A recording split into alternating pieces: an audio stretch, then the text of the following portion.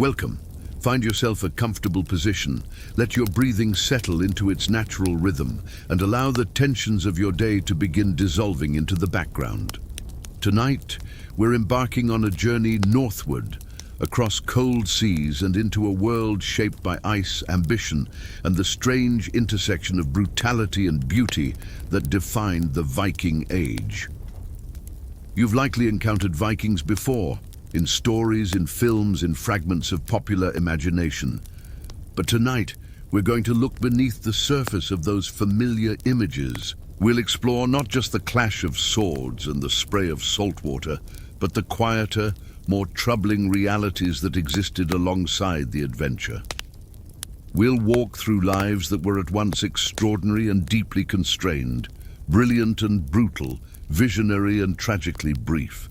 Our journey begins in perhaps the most unsettling corner of Norse warrior culture, with those figures who have captured imaginations for over 1,000 years.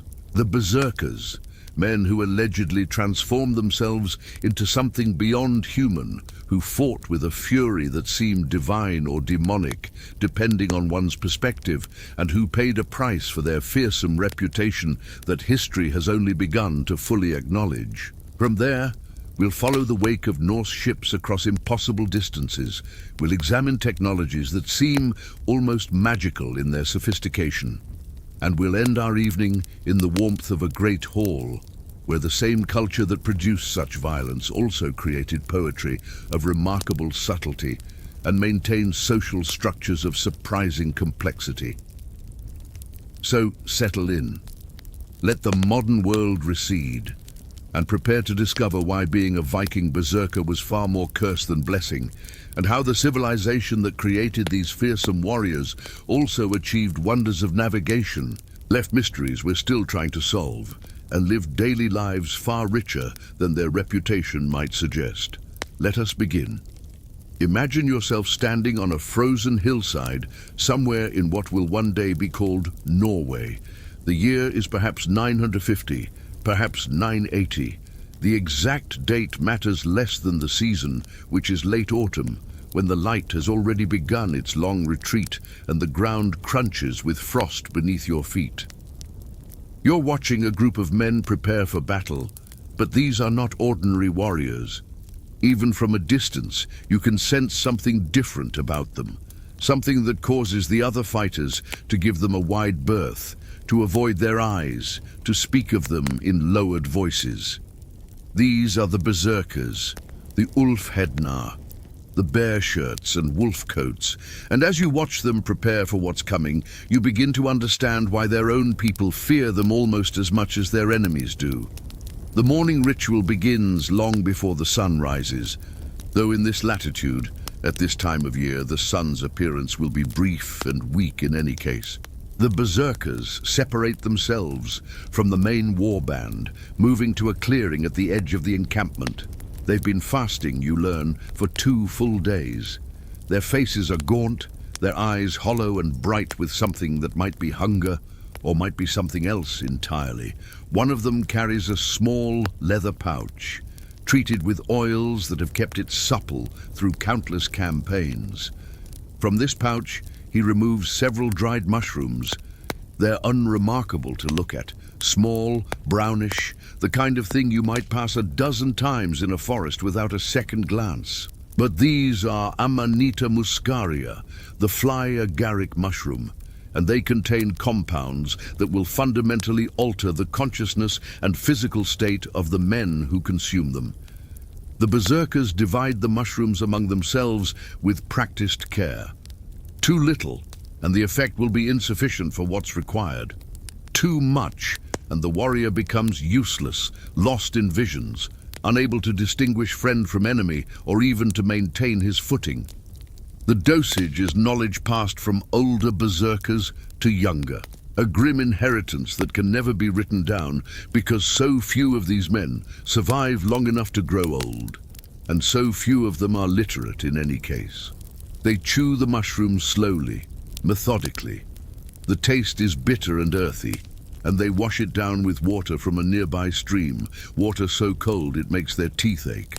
Then they wait. They sit in a circle, these men who have been chosen or cursed by Odin, and they wait for the transformation to begin. It starts subtly, a tingling in the extremities, a slight distortion in perception, as if the world is simultaneously receding and pressing closer. Colors become more vivid. Sounds take on new dimensions.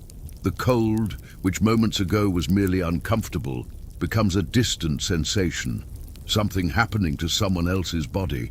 But these men are not seeking visions or enlightenment.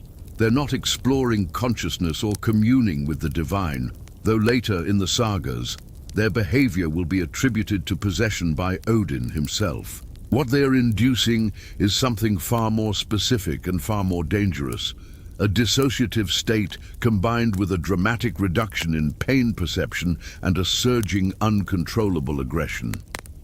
As the mushrooms take hold, the berserkers begin to change.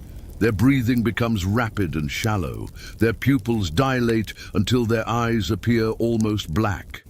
A fine tremor runs through their muscles, not from cold, but from the storm building inside them.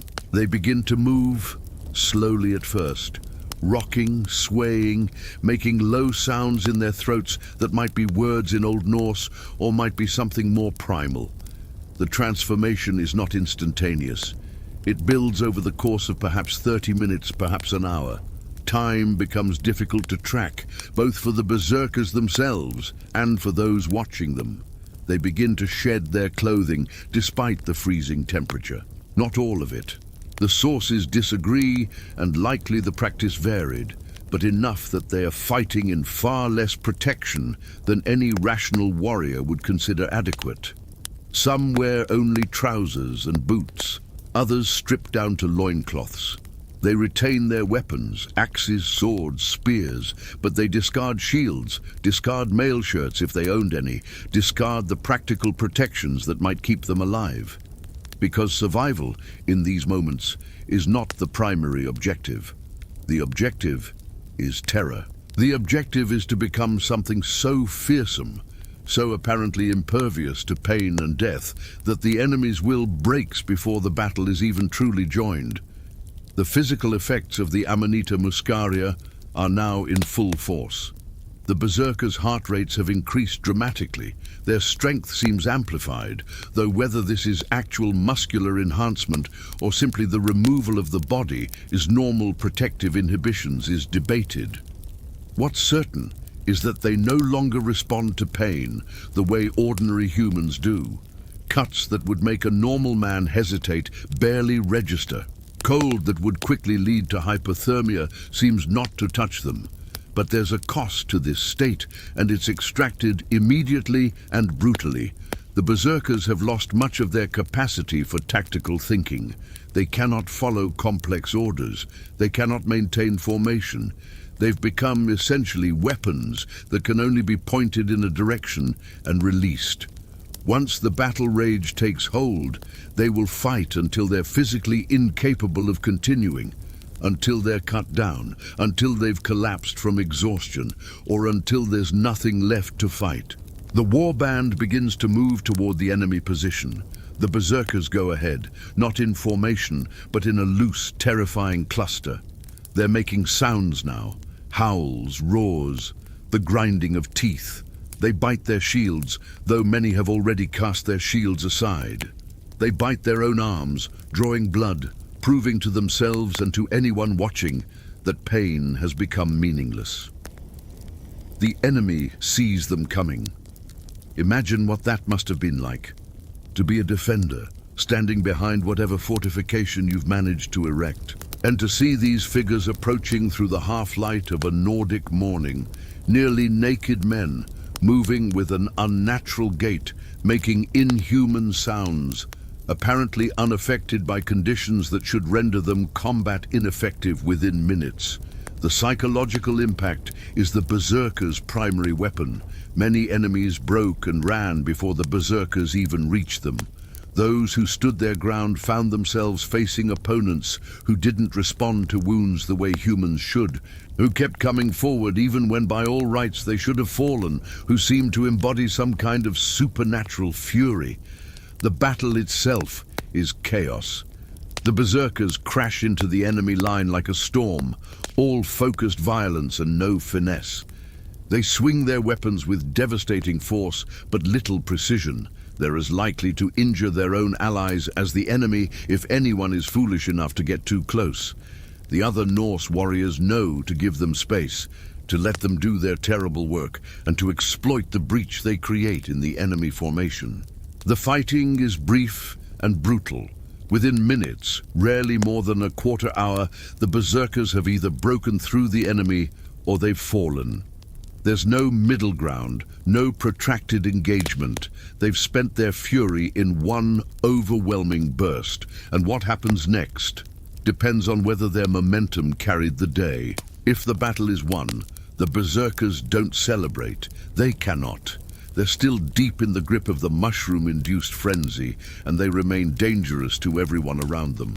They might continue fighting imaginary enemies.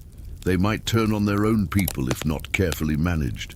They're led away from the main force, back to that clearing or somewhere similar, and they're watched carefully while the drugs work their way through their systems. The come-down is perhaps worse than the build-up. As the hours pass, the dissociative effects begin to fade, and sensation returns. The berserker becomes aware of wounds he didn't notice receiving. Deep cuts, broken bones, tissue damage from the cold. All of it comes crashing back at once. Men who seemed invincible hours ago are revealed as bleeding, shivering, broken human beings. But the physical pain is only part of it. The mushrooms also bring psychological effects that linger long after the battle. Depression, profound and crushing. Anxiety, paranoia. The berserker who was surrounded by war brothers hours ago now feels desperately alone, disconnected, uncertain whether what he experienced was divine communion or something far darker. Many berserkers go through this cycle multiple times in a single season, if the raiding is good, and each time takes its toll. The body can only endure so much trauma. The mind can only sustain so many trips to that extreme state before something fundamental breaks. Between battles, the berserker's life is one of isolation and unease. The same qualities that make him valuable in combat make him difficult to integrate into normal society. Other members of the community treat him with wary respect at best, fear and disgust at worst. There's an understanding that these men have crossed a boundary, that they've touched something most people instinctively shy away from. The berserker cannot easily hold down the normal occupations of Norse life. He cannot sit at a loom for hours, working wool into cloth. He cannot tend animals with the patience they require. He cannot engage in the intricate social negotiations that govern everything from trade to marriage alliances. He's been specialized into a role so narrow that it leaves almost no room for ordinary existence. Some berserkers try to maintain family connections. A few succeed, at least for a time, but the strain is enormous. Imagine trying to be a husband and father when everyone knows that something in you is barely controlled, that the right stimulus might trigger a response that's terrifying even to your loved ones. Imagine trying to explain to a child why other children aren't allowed to play with them, why their father is spoken of in whispers. The sagas preserve fragments of berserker lives, but these fragments are filtered through the lens of story and often through the lens of Christian authors writing about a pagan past. What comes through, though, is a consistent picture of men who were valuable in specific circumstances, but fundamentally problematic in every other context. They appear in the stories as obstacles, as challenges, as figures who must be defeated or circumvented. Even their own culture, which created and used them, seems to have regarded them with profound ambivalence. The physical toll accumulates with terrifying speed. A berserker in his prime might be 20-25 years old. By 30, if he's lived that long, he's likely carrying permanent injuries from a dozen battles. The repeated trauma to his body, wounds that weren't properly treated because pain was suppressed, exposure to cold that damaged tissue, broken bones that healed poorly or not at all, leaves him prematurely aged, The psychological damage is harder to quantify, but no less real. We don't have the vocabulary they would have used, but the patterns are clear enough in the sources. Depression, we might call it now. Post-traumatic stress, dissociative disorders. The berserker who survives into his 30s is often a hollow figure, going through the motions of life without really inhabiting it, waiting for a death that feels increasingly overdue. And death comes inevitably with a kind of grim regularity. Some fall in battle, of course, the most straightforward end, and probably the one they prefer when they think about it at all. Others die from infected wounds days or weeks after a fight. Others succumb to illnesses that their damaged bodies can no longer fight off. Some simply disappear between one season and the next, wandering off into the wilderness in a state of profound dissociation and never returning. There's evidence that some berserkers, in their final years, sought out death deliberately. They'd pick fights with men they knew would kill them, or they'd undertake suicidal missions, or they'd simply walk into the winter cold without adequate clothing and let the frost take them. Whether this was honorable suicide in the Norse sense, or simply exhaustion with a life that had become unbearable, is impossible to say. Perhaps there was no meaningful distinction. The average lifespan of a man who became a berserker, from the time he first consumed the mushrooms to the time of his death, was probably less than a decade. Think about that. From perhaps age 18 or 20 to age 28 or 30. And then gone. A brief, fierce existence, burning with an intensity that left almost nothing behind except stories that would ironically outlive them by centuries. The social position of berserkers was complex and contradictory. They were necessary, or at least they were perceived as necessary in a martial culture engaged in constant raiding and warfare. A chieftain with berserkers at his disposal had a significant tactical advantage. The mere reputation of having berserkers in one's warband could be enough to extract tribute without fighting. But they were also deeply problematic. They couldn't be controlled with any real precision. They were expensive to maintain. They needed to be fed and housed even when they weren't fighting. And their inability to contribute meaningfully to other forms of labor meant they were essentially pure consumers. They were socially destabilizing, their presence a constant low-level threat even in peacetime. Some scholars have suggested that berserkers were drawn primarily from the lower classes, from young men who had few other prospects for advancement. The sources don't fully support this. There are examples of berserkers from various social strata, but there's likely some truth to the idea that becoming a berserker was sometimes an option of last resort. A way to achieve status and importance, however briefly and however grimly, for men who otherwise would have remained anonymous and powerless. The mushrooms themselves were not the only method. Some sources suggest that berserkers worked themselves into a frenzy through other means, through rhythmic movement, through hyperventilation, through sleep deprivation and fasting pushed to extremes. It's possible that the mushrooms were one tool among several, or that different groups of berserkers used different techniques. What united them was the end result, that state of dissociated fury that made them so effective in combat and so dysfunctional everywhere else.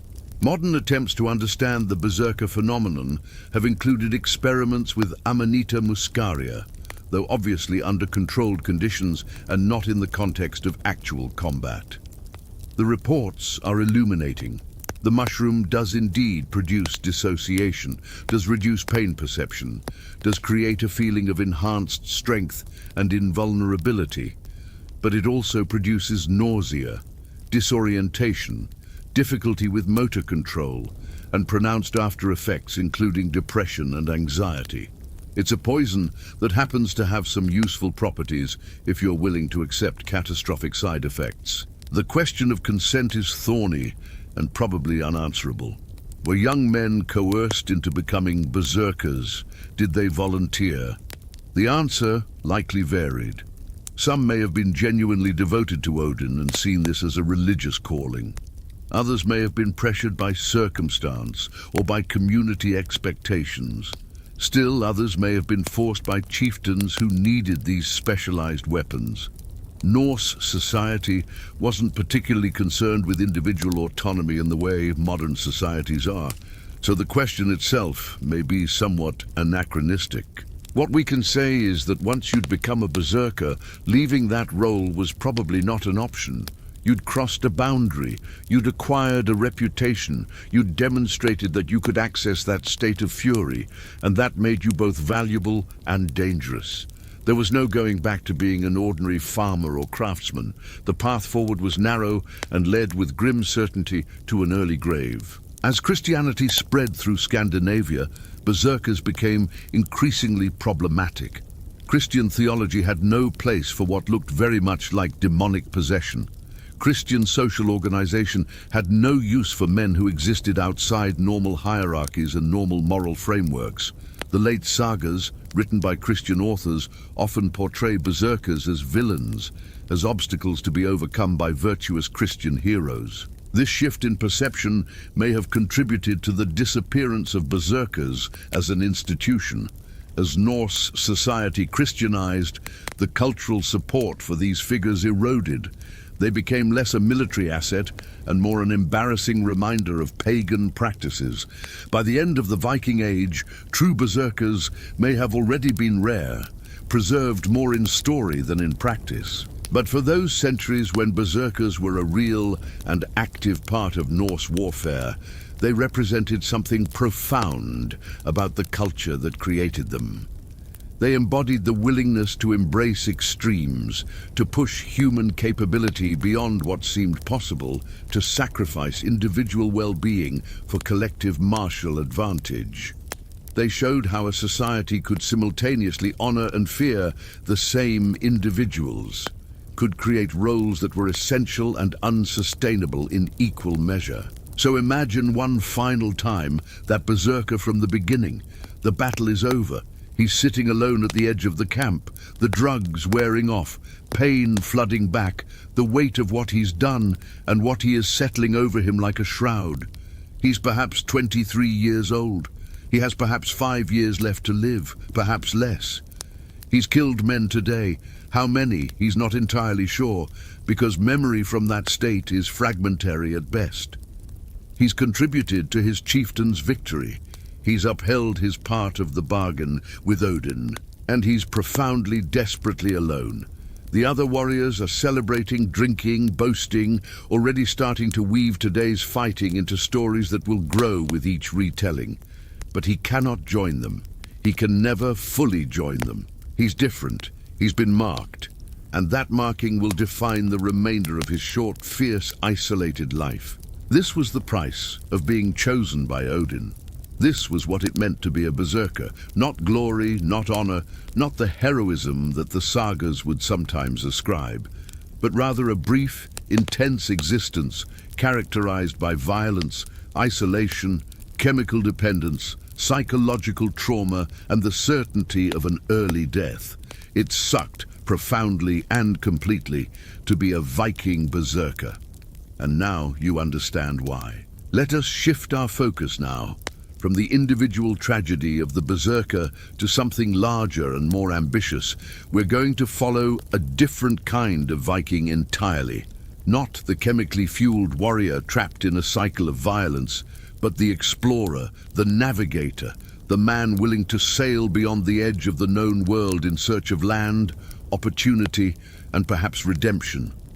Our story begins with an exile, a killing, and a man with red hair whose temper would reshape the map of the North Atlantic. The year is approximately 960 AD, somewhere along the western coast of Norway.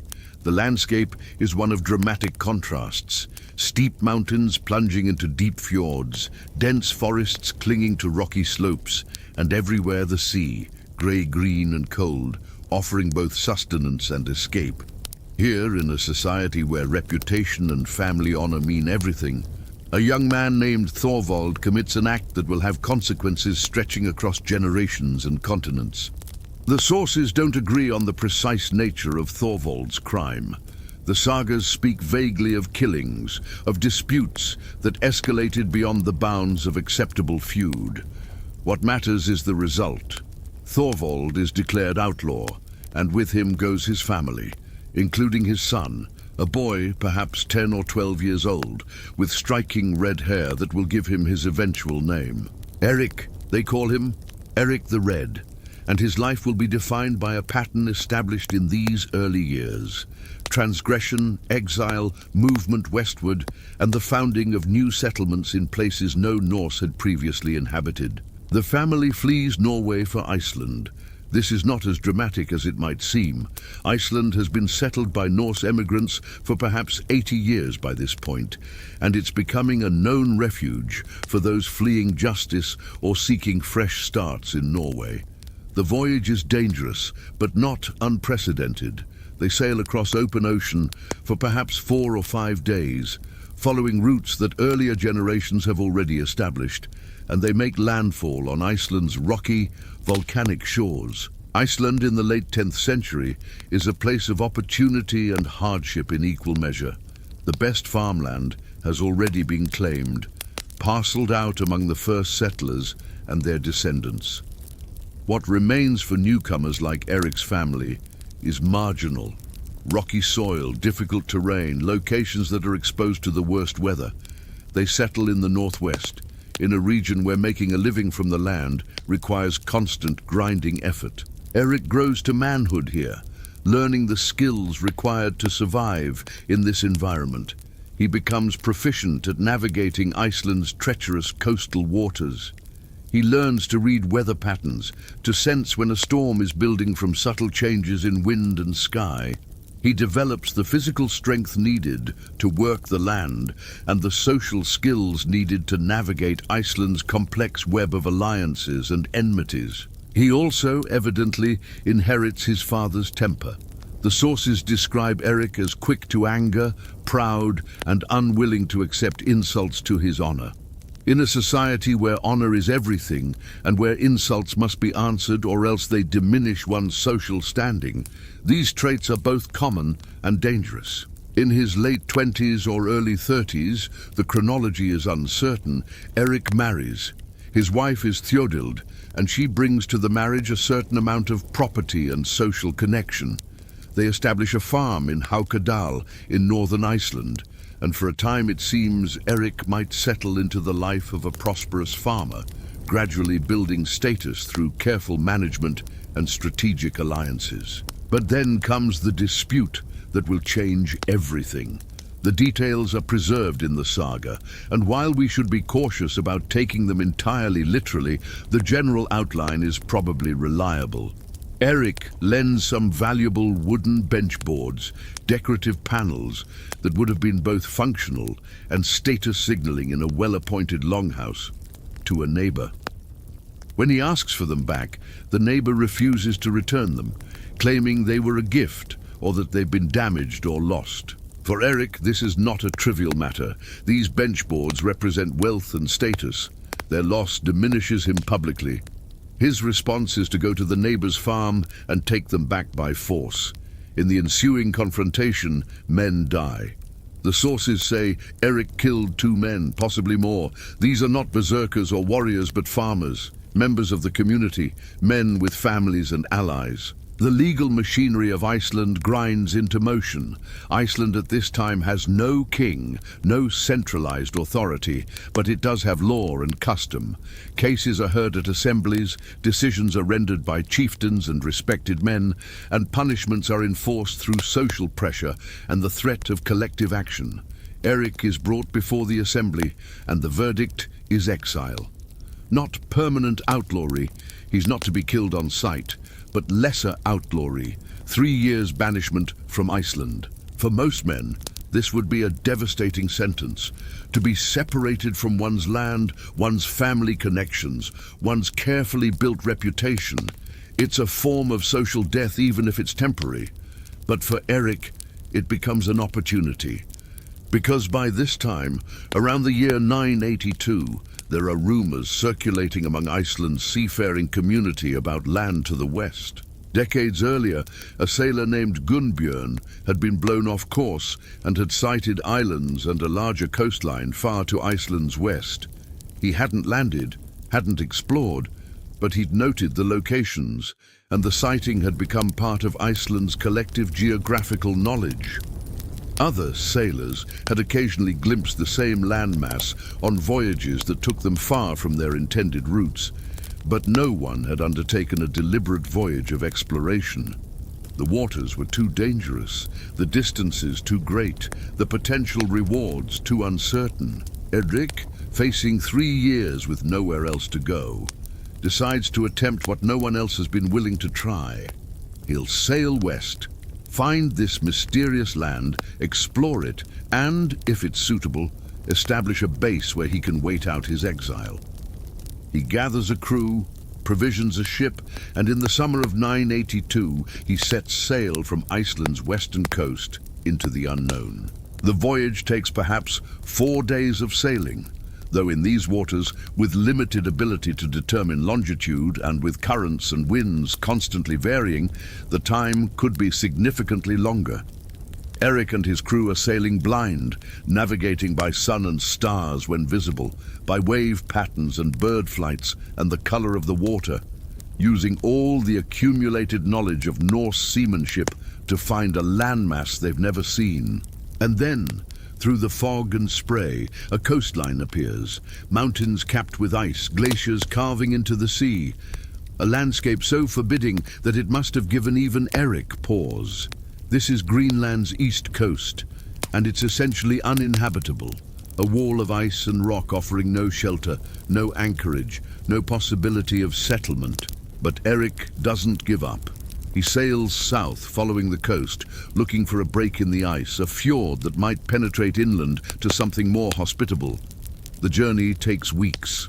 The ship picks its way through pack ice and around icebergs, navigating waters that would kill everyone aboard if they made a single serious miscalculation. Finally, at the southern tip of Greenland, Erik finds what he's looking for. Rounding the cape, later called Cape Farewell, though Erik doesn't call it that, he discovers Greenland's west coast, and here the landscape transforms. There are still glaciers, still ice-covered mountains, but there are also fjords cutting deep into the land, and at the heads of these fjords, sheltered from the worst of the Atlantic weather, there are valleys where grass grows. Erik spends the next 3 years exploring this coastline. He sails north along the west coast, discovering fjord after fjord, each one a potential site for settlement. He goes ashore repeatedly, surveying the land, testing the soil, noting the presence of berries and other vegetation, observing the wildlife, seals, caribou, fish in abundance. He discovers that the inner reaches of the deepest fjords offer pasturage that, while not lush by Norwegian or Icelandic standards, is sufficient to support livestock. He names the land, and here his genius for understanding human psychology reveals itself. He could call it Land of Ice, or Land of Glaciers, or any number of names that would accurately describe its most prominent features. Instead, he calls it Greenland. It's aspirational naming, marketing before the concept exists. When he returns to Iceland to recruit settlers, he can speak of Greenland, and the name itself suggests fertility and opportunity. The 3 years pass. Erik returns to Iceland in 985, and now he faces a choice. He's fulfilled his sentence. He could reclaim his property, reintegrate into Icelandic society, try to rebuild the life that was disrupted. But Erik has seen something in Greenland. Not just land, but possibility. The chance to be not merely a prosperous farmer among many, but a founding figure, a leader, the man who establishes the first settlement in a new land. He begins recruiting. The pitch is compelling. Free land, abundant resources, a chance to escape the increasingly crowded and contentious social environment of Iceland. The risks are enormous. The voyage is dangerous. The climate is harsher than Iceland's. The settlers will be completely isolated from the rest of Norse civilization. But for those who are struggling in Iceland, who have poor land or low social status, or who simply crave adventure, the offer is attractive. In 986, Erik leads a fleet of 25 ships westward from Iceland. Each ship carries perhaps 40 or 50 people, men, women, children, along with livestock, tools, seeds, everything needed to establish permanent settlements. It's an enormous undertaking, a mass migration into the unknown, led by a man whose primary qualification is that he's been there before and survived. The voyage is catastrophic. The North Atlantic in late summer is unpredictable at best, and the fleet encounters severe weather. Ships founder, some turn back, others are blown off course and simply vanish, their fate unknown. Of the 25 ships that left Iceland, only 14 reach Greenland. Hundreds of people die in the crossing, drowned in the cold waters or lost to exposure when their vessels capsized. But 14 ships do make it. Hundreds of settlers survive the journey and make landfall on Greenland's west coast. And now the real work begins, establishing farms, building longhouses, adapting Icelandic farming practices to this new environment, creating the social structures that will govern the colony. Erik establishes his farm at Brattahlid, in the heart of what becomes known as the Eastern Settlement. Eastern in relation to Greenland's west coast, confusingly enough. His farm is large and well-positioned, and Erik's role in discovering and colonizing Greenland gives him automatic status as the settlement's leading figure.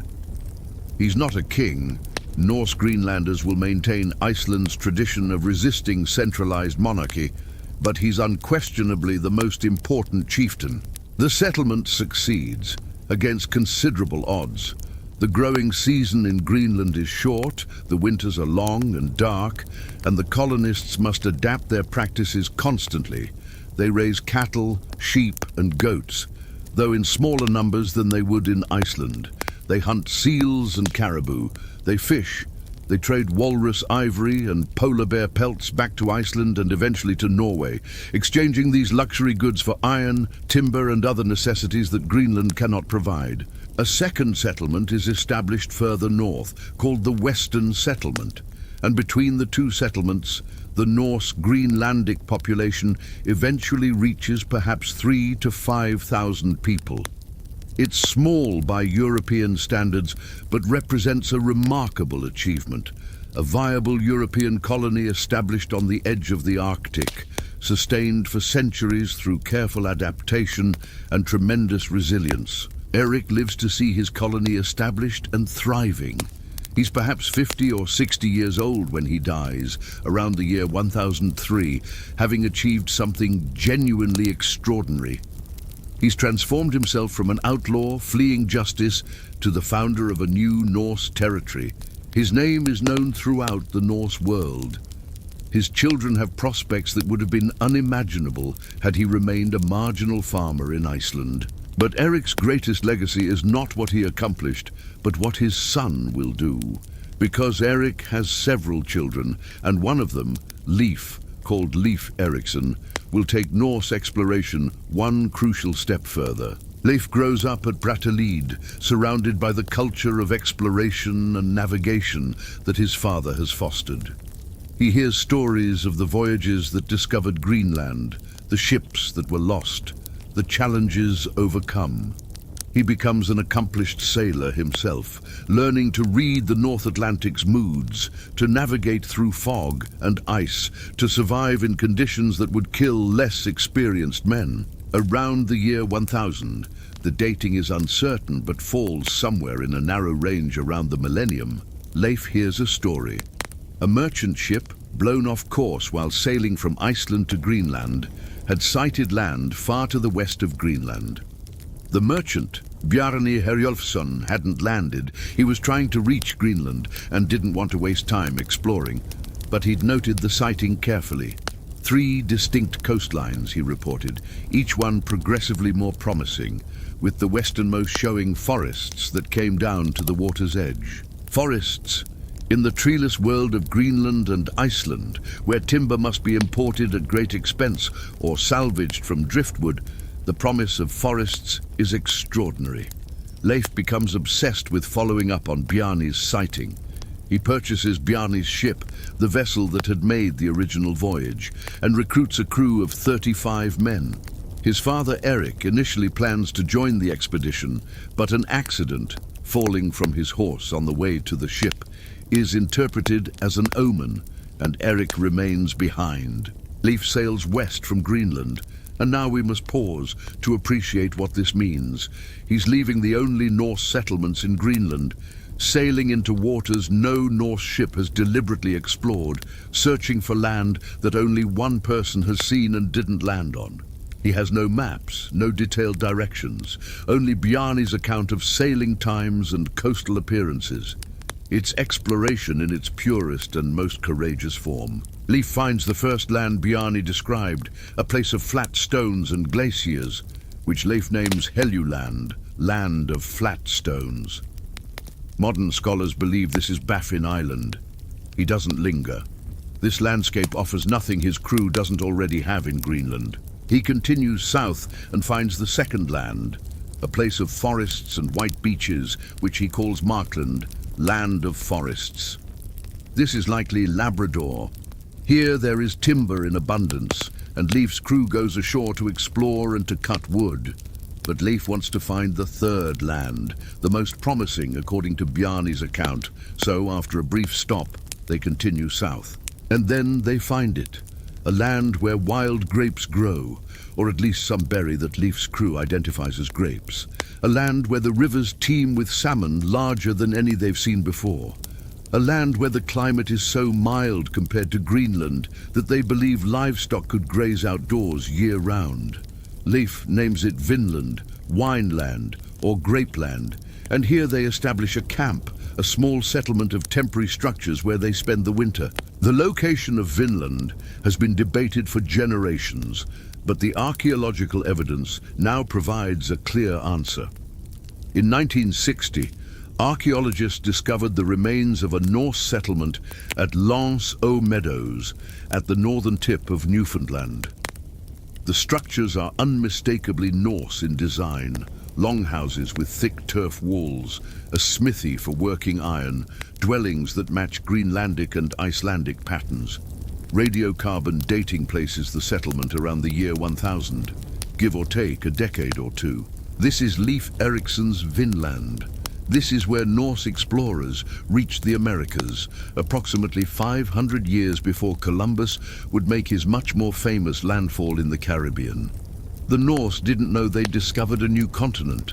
They conceptualized it as just more islands in an Atlantic that they already knew was dotted with habitable land. But they were here, definitively, constructing European-style buildings on North American soil around the year 1000. Leif's party spends one winter at Vinland, then returns to Greenland, laden with timber and with stories of this remarkable new land. Leif himself never returns to Vinland. He's needed in Greenland, where he eventually inherits his father's position as the leading chieftain. But others make the voyage. His brother Thorvald leads an expedition and is killed in a conflict with indigenous peoples. The sagas call them Skrylings, and they're most likely ancestors of modern indigenous groups in Newfoundland. Another brother, Thorstein, attempts the voyage but never reaches Vinland, dying instead during an illness. A more sustained attempt at colonization is led by an Icelandic entrepreneur named Thorfinn Karlsefni, who brings several ships and perhaps 160 people, including women and children, with the intention of establishing a permanent settlement. They spend 2 or 3 years in Vinland, and during this time, the first European child is born in the Americas, a boy named Snorri, son of Thorfinn and his wife Gudrid. But the Vinland colony doesn't last. The sources cite conflicts with the indigenous population as the primary reason. Unlike Greenland, which was essentially uninhabited when the Norse arrived, Vinland has an existing population and they're not interested in sharing their territory. The Norse are too few and too far from reinforcements to maintain a foothold in the face of sustained resistance. After several violent encounters, Thorfinn's expedition abandons Vinland and returns to Greenland. There are likely other voyages to Vinland that the sagas don't record in detail. The sources mention trips to Markland to cut timber for decades after Leif's initial voyage. It's much closer than Norway or even Iceland, and the forests there are vastly superior to anything Greenland can offer. Ships probably made regular voyages to Labrador, spending summers cutting and loading timber, then returning to Greenland before winter. But permanent settlement in Vinland never happens.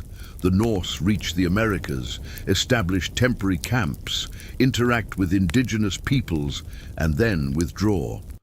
By the mid-11th century, even the voyages to cut timber seem to have ceased, or at least they disappear from the written record. The Norse discovery of America becomes a memory preserved in sagas, a footnote to the larger story of Greenlandic colonization. Why didn't the Vinland colony succeed where Greenland's did? Distance was certainly a factor. Vinland was at least another week's sailing beyond Greenland, and maintaining regular contact would have been extremely difficult. But the crucial difference was the presence of an indigenous population willing and able to resist Norse incursion. Greenland could be settled because it was empty. Vinland could not be held because it was not. There's a profound irony here. The Norse reached America centuries before other Europeans, but because they couldn't maintain a permanent presence, their discovery had essentially no impact on the broader sweep of history. When Columbus landed in 1492, he was genuinely discovering America as far as the rest of Europe was concerned, because all knowledge of the Norse voyages had been lost or dismissed as legend. It wasn't until the sagas were seriously studied in the 19th century that historians began to accept that Norse explorers had really reached North America. And it wasn't until the L'Anse aux Meadows discovery in 1960 that the physical proof became undeniable. Erik the Red and Leif Erikson, father and son, both explorers, both extending the reach of Norse civilization into the North Atlantic. Between them, they added Greenland and briefly touched the Americas, expanding the Norse world to its maximum extent. Their achievements required courage, skill, and a willingness to sail into the unknown that's difficult to fully appreciate from the safety of the modern world. Erik died in Greenland around 1003, having established a colony that would endure for nearly 5 centuries. Leif lived several decades longer, serving as Greenland's leading chieftain, converting to Christianity and building the first church in the Americas at Brattahlid, a small wooden structure that would have been unremarkable in Norway but was revolutionary in Greenland. He died probably sometime in the 1020s, respected and prosperous, having accomplished something that wouldn't be repeated for half a millennium. The Greenland settlements they established continued long after them.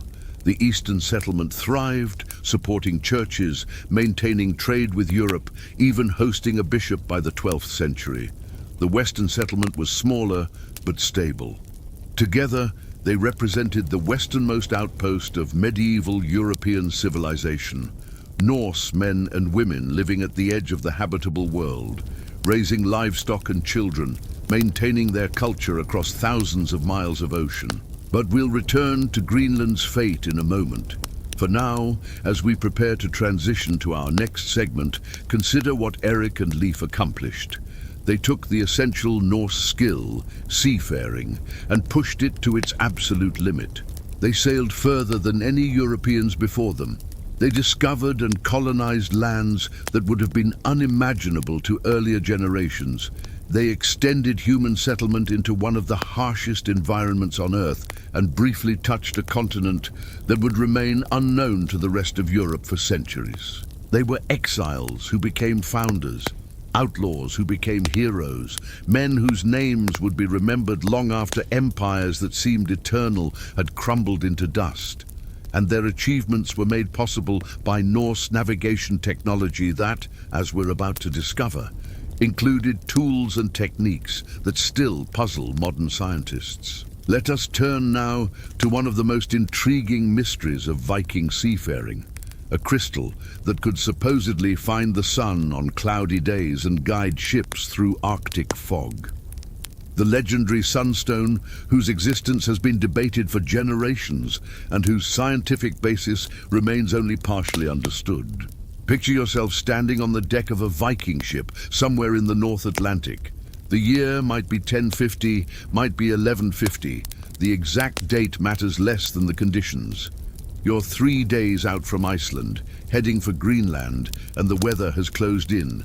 The sky is a uniform grey, a thick overcast that makes it impossible to see where the sun might be. There are no stars to navigate by at night, no clear dawn or dusk to establish direction. The wind could be blowing from any direction, and the waves offer no reliable clues. You're adrift in a featureless grey world, and if you can't determine which way is east and which is west, you'll miss Greenland entirely and sail into an empty ocean until your supplies run out. But the ship's navigator is not panicked. He reaches into a small chest and removes an object, a crystal, perhaps the size of his palm, cleaved from a larger mineral deposit. He holds it up toward the grey sky, rotating it slowly, watching something that you can't quite see, and then he points confidently toward where the sun must be behind that impenetrable overcast. The helmsman adjusts course accordingly, and the ship continues on its proper bearing. This is the sunstone of Norse legend, and for generations, historians and scientists have debated whether it really existed, whether it could have worked, and if so, what exactly it was. The primary textual evidence for the sunstone comes from later medieval sources, written well after the peak of Viking Age navigation, but potentially preserving older traditions. The most detailed reference appears in a saga called Raudulfstatr, a tale that includes the following passage. The king looked around and saw no blue sky. He commanded someone to fetch the sunstone and hold it up, and then he saw where the sun was positioned in the sky, even though it was hidden behind the clouds. It's a frustratingly brief reference, offering no technical details, no description of how exactly the stone revealed the sun's position, no indication of what material it was made from. Other saga references are even more vague, mentioning sunstones almost in passing, as if they were so commonplace that detailed explanation was unnecessary, or perhaps because the authors themselves, writing centuries later, no longer fully understood how they worked. For a long time, many scholars dismissed the sunstone as pure legend, a fantasy element added to the sagas like dragons or magic swords. Norse navigation, they argued, was accomplished through careful observation of wave patterns, recognition of bird species and their flight patterns, knowledge of ocean currents, estimation of speed and distance traveled, and careful dead reckoning.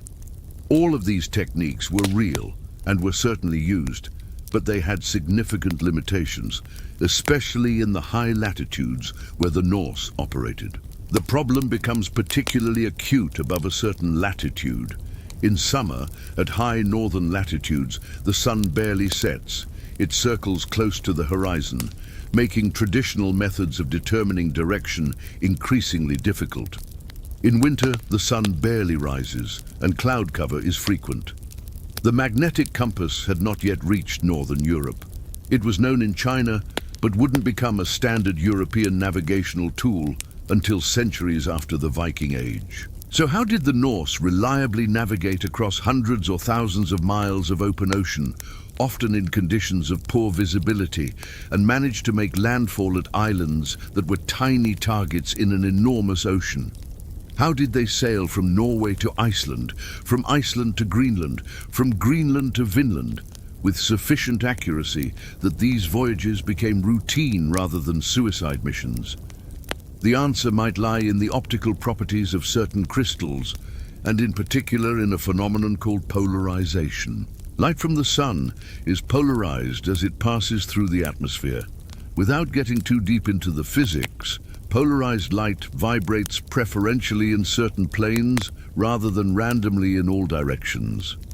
On a clear day, this polarization pattern creates a predictable structure across the sky, with the degree and orientation of polarization varying depending on the sun's position.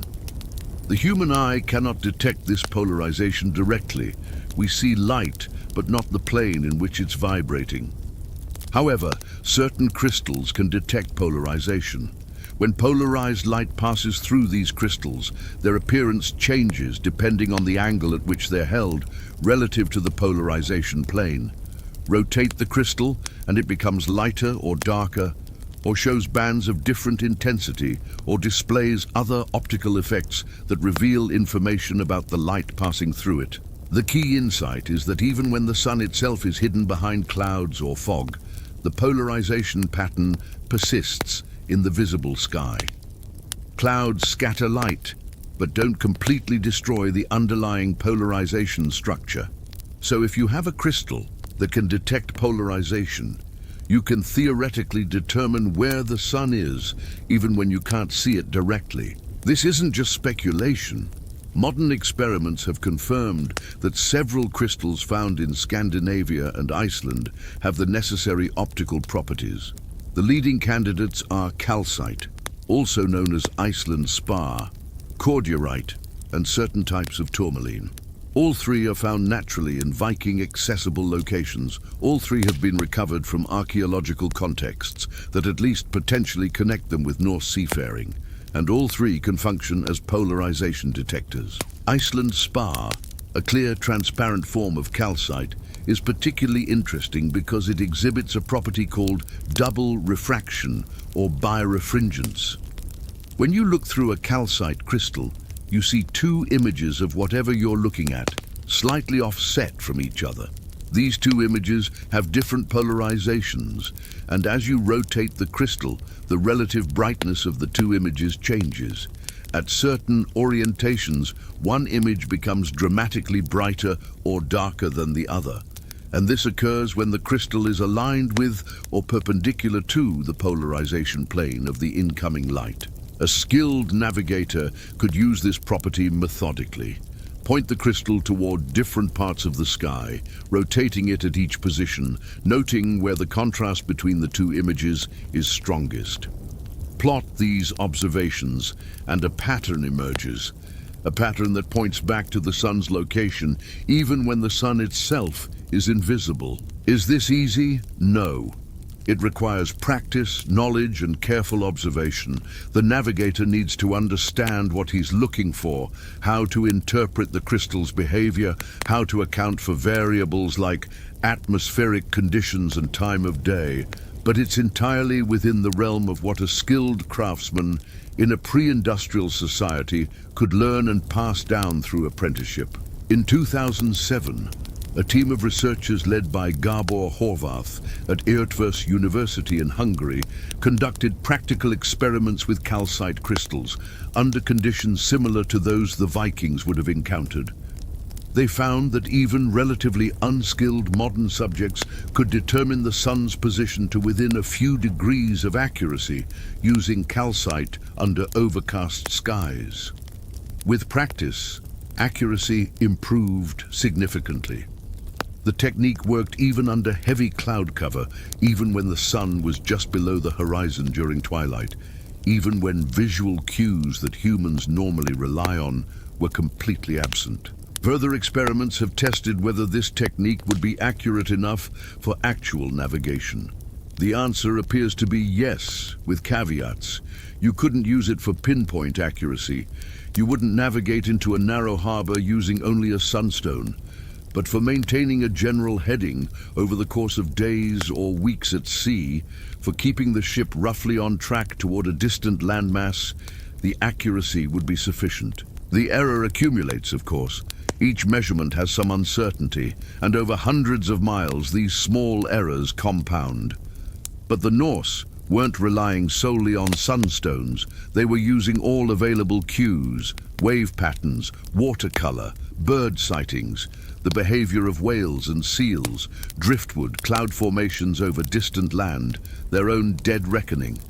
The sunstone would have been one tool among several, providing crucial directional information when other cues were unavailable. In 2013, a discovery lent additional credence to the sunstone theory. A shipwreck from 1592, well after the Viking Age but still predating the universal use of magnetic compasses, was excavated off the island of Alderney in the English Channel. Among the artifacts recovered was a calcite crystal found near navigation instruments, in a context strongly suggesting it was part of the ship's navigational toolkit.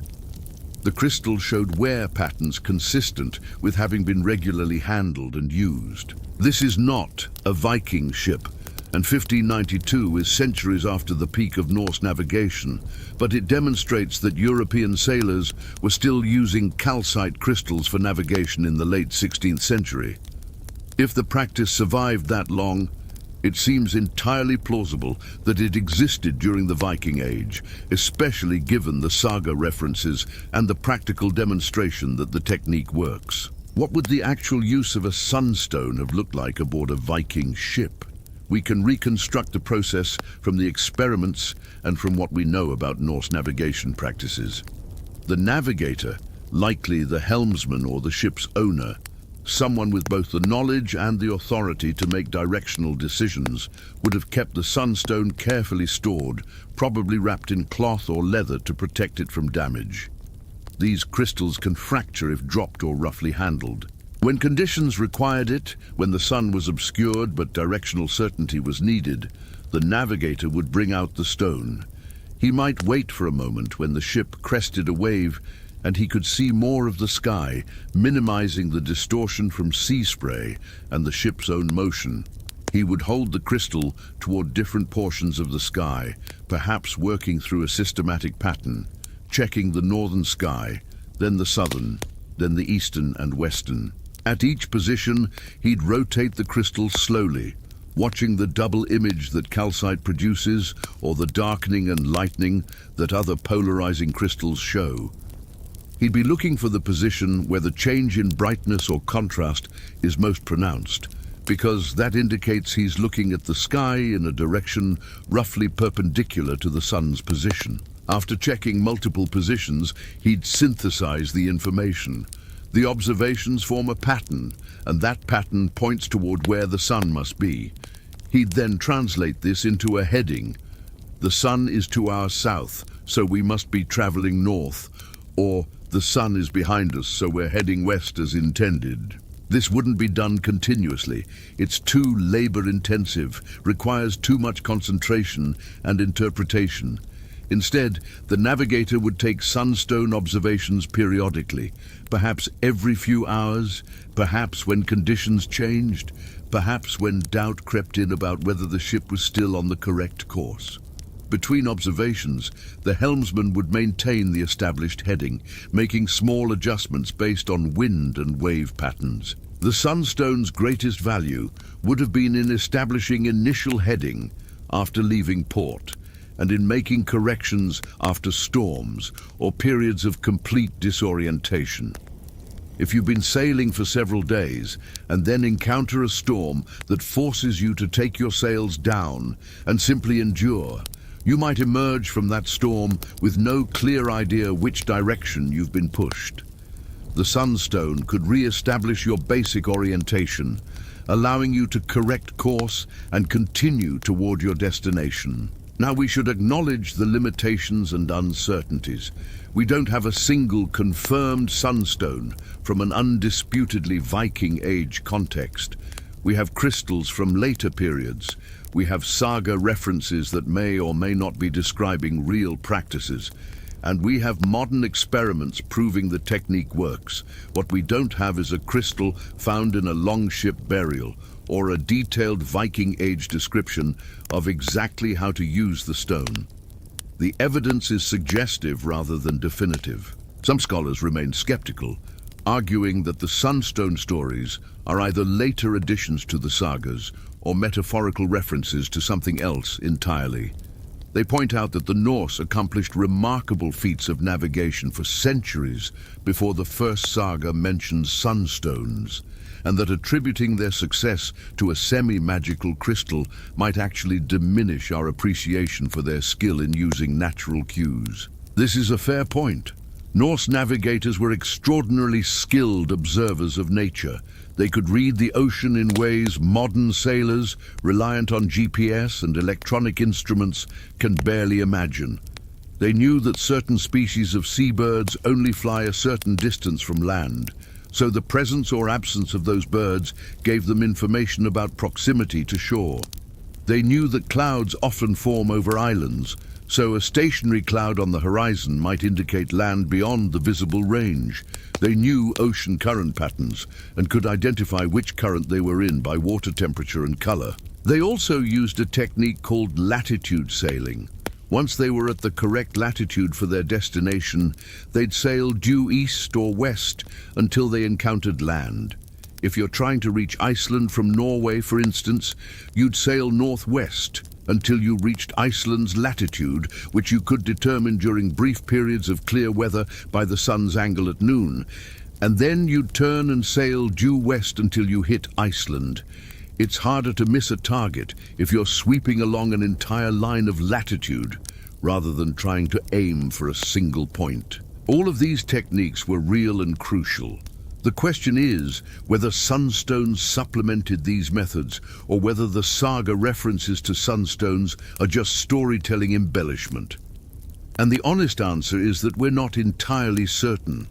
The balance of evidence leans towards sunstones being real, but there's room for doubt. What's not in doubt is the broader achievement.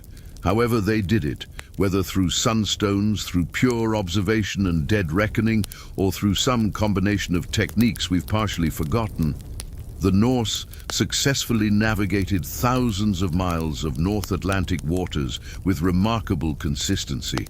They made voyages that contemporary European civilization couldn't match, reaching places that wouldn't be rediscovered for centuries. Consider what this means in practical terms. A voyage from Norway to Iceland is roughly 600 miles across open ocean. There's no island hopping, no coastal navigation. You sail out of sight of land, and you stay out of sight of land for multiple days, and then you need to find Iceland, which is essentially a dot in a vast ocean.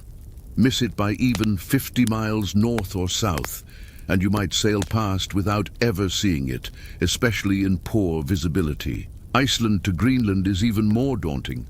Perhaps 800 miles, with even fewer navigational aids, and with ice conditions that change seasonally and yearly. Greenland to Vinland adds another 500 miles at minimum, possibly more depending on the route taken. These are enormous distances by medieval standards, comparable to Mediterranean voyages, but undertaken in far more challenging conditions. The Norse made these journeys not once as desperate experiments, but repeatedly, routinely, for centuries. Ships left Iceland for Greenland every summer carrying trade goods and settlers. Ships left Greenland for Markland to cut timber. The voyages became established routes, known and traveled, dangerous but manageable with skill and experience. The sunstone, if it was real, was one element in a sophisticated system of navigation that allowed this to happen. It wasn't magic. It was applied mineralogy, a practical use of the optical properties of certain crystals to extract information from ambient light. It was technology, albeit technology that looks mystical to those who don't understand the underlying physics. There's something profoundly appealing about the sunstone as a concept. It bridges science and saga, the measurable and the mythological. It's simultaneously a pragmatic tool, a crystal with optical properties, and something that sounds like fantasy, a stone that finds the sun on cloudy days. It represents the Norse at their most impressive, practical, innovative, willing to explore the natural world and exploit its properties, unafraid to venture into unknown waters armed with knowledge and courage. Modern attempts to replicate Viking voyages have sometimes included sunstones as part of the navigation toolkit. In 2016, a replica Viking ship crossed the Atlantic using traditional navigation methods, including calcite crystals for solar positioning. The crew reported that the sunstone technique worked, but required considerable practice to use effectively.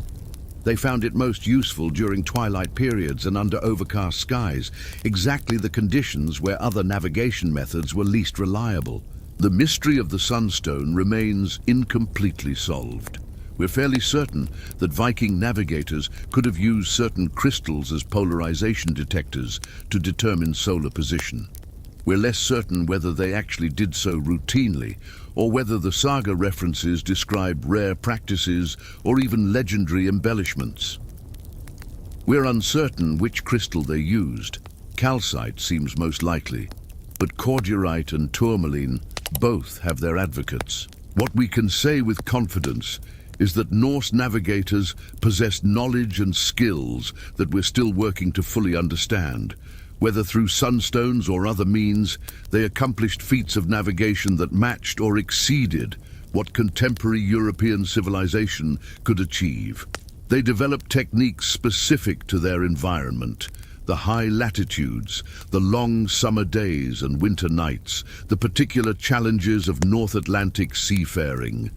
And these techniques allowed them to create a maritime network that stretched from Scandinavia to the edge of the Arctic, that briefly touched North America, that sustained colonies in some of the most remote and challenging locations on Earth.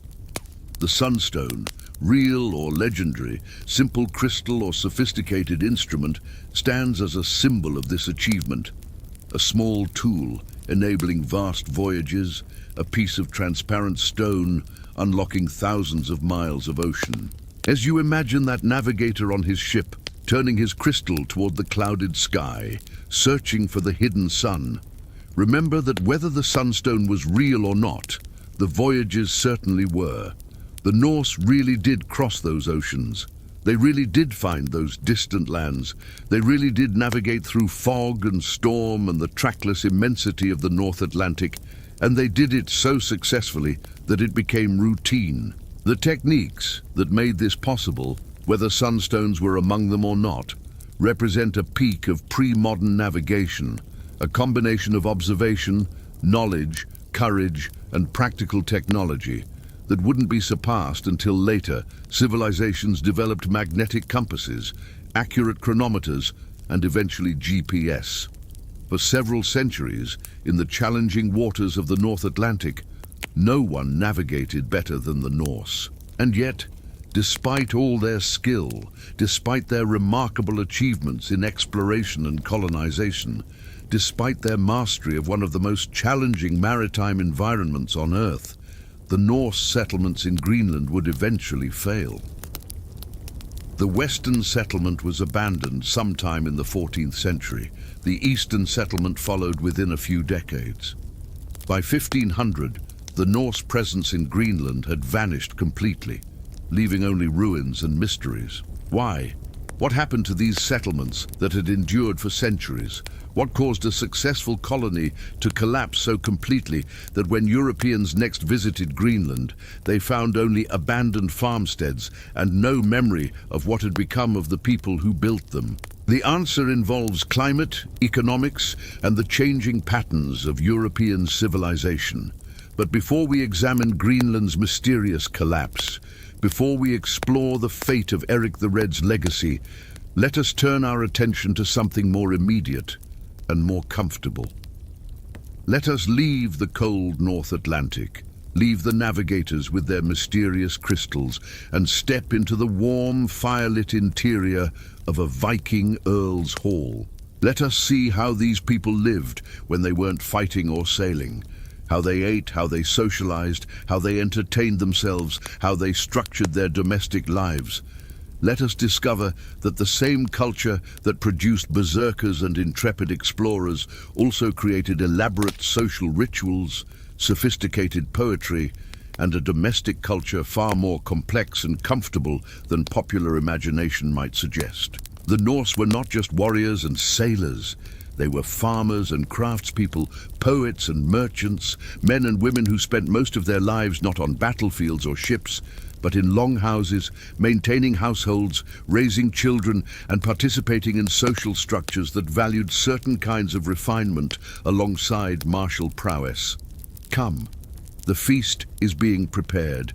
The Earl's Hall awaits. Let us see what daily life looked like for those at the upper reaches of Viking society, for this too is part of the story. And perhaps in its own way, it's the most important part of all. The smell reaches you first, even before you see the longhouse itself. Wood smoke, certainly, always wood smoke in this world, where fire is the center of life, but also the rich scent of roasting meat, of bread baking, of mead sweetening in great vats, of wool and leather, and the earthy smell of rushes laid on packed dirt floors. These are the olfactory markers of prosperity, of a household that has resources to spare for hospitality and display. You're approaching the hall of a jarl, an earl, in what will one day be Denmark, though the modern boundaries mean nothing here. The year is perhaps 1050, perhaps 1080, in that period after the Great Raiding era, but before the complete Christianization of the North. The Earl whose hall this is has never been to England or Francia to raid, but his father might have, and the wealth that built this impressive structure certainly has some of its roots in that earlier, more violent period. The hall itself dominates the landscape. It's perhaps 80 feet long and 25 feet wide, constructed with a timber frame and walls of vertical planks. The whole thing raised on a foundation of stones to keep the wood from rotting in contact with the damp earth. The roof is steep and thatched with reeds, thick enough to shed rain and provide substantial insulation. At each end of the building, carved dragon heads extend from the gables, not as elaborate as ship prows, but enough to mark this as the home of someone important. Smoke rises from openings in the roof along the hall's length. There are no chimneys as such. The smoke from the long hearth that runs down the center of the building simply rises and finds its way out through gaps deliberately left in the roof structure. It's inefficient by later standards, and the interior will always carry the smell and haze of smoke. But it works well enough, and the smoke actually helps preserve the wooden beams and thatch by deterring insects and preventing rot. As you approach, you notice the outbuildings clustered near the hall. There's a separate kitchen building. Cooking is often done outside the main hall to reduce fire risk. There are storage buildings, workshops, slave quarters, a forge, a stable. This is not just a house, but a complex, the administrative and economic center of the Earl's domain, housing perhaps 50 or 60 people in total, when you count family members, warriors, craftspeople, servants, and slaves. Tonight there's a feast. The Earl is celebrating, perhaps a marriage alliance, perhaps the successful conclusion of a legal dispute, perhaps simply the harvest and the fact that his storehouses are full. The reason matters less than the opportunity to display wealth, to reinforce social bonds, to demonstrate the proper way to conduct oneself when prosperity allows for generosity. You enter through the main doors, and the interior opens before you. The first impression is of space. The hall is high-ceilinged and remarkably open, with the roof supported by 2 rows of massive wooden pillars that run the length of the building. Between these pillars, the long hearth fire burns, and the smoke rises toward the roof, diffusing through the interior before eventually finding its way out. Along both walls, raised platforms extend the length of the hall. These are the benches where people sit, where they eat, where some of them will sleep later tonight. The benches are built-in structures, about 18 inches high, covered with cushions and furs. Behind the benches, the walls are hung with tapestries, not the elaborate pictorial tapestries of later medieval Europe, but woven textiles in geometric patterns, serving both decorative and practical purposes by providing additional insulation against drafts.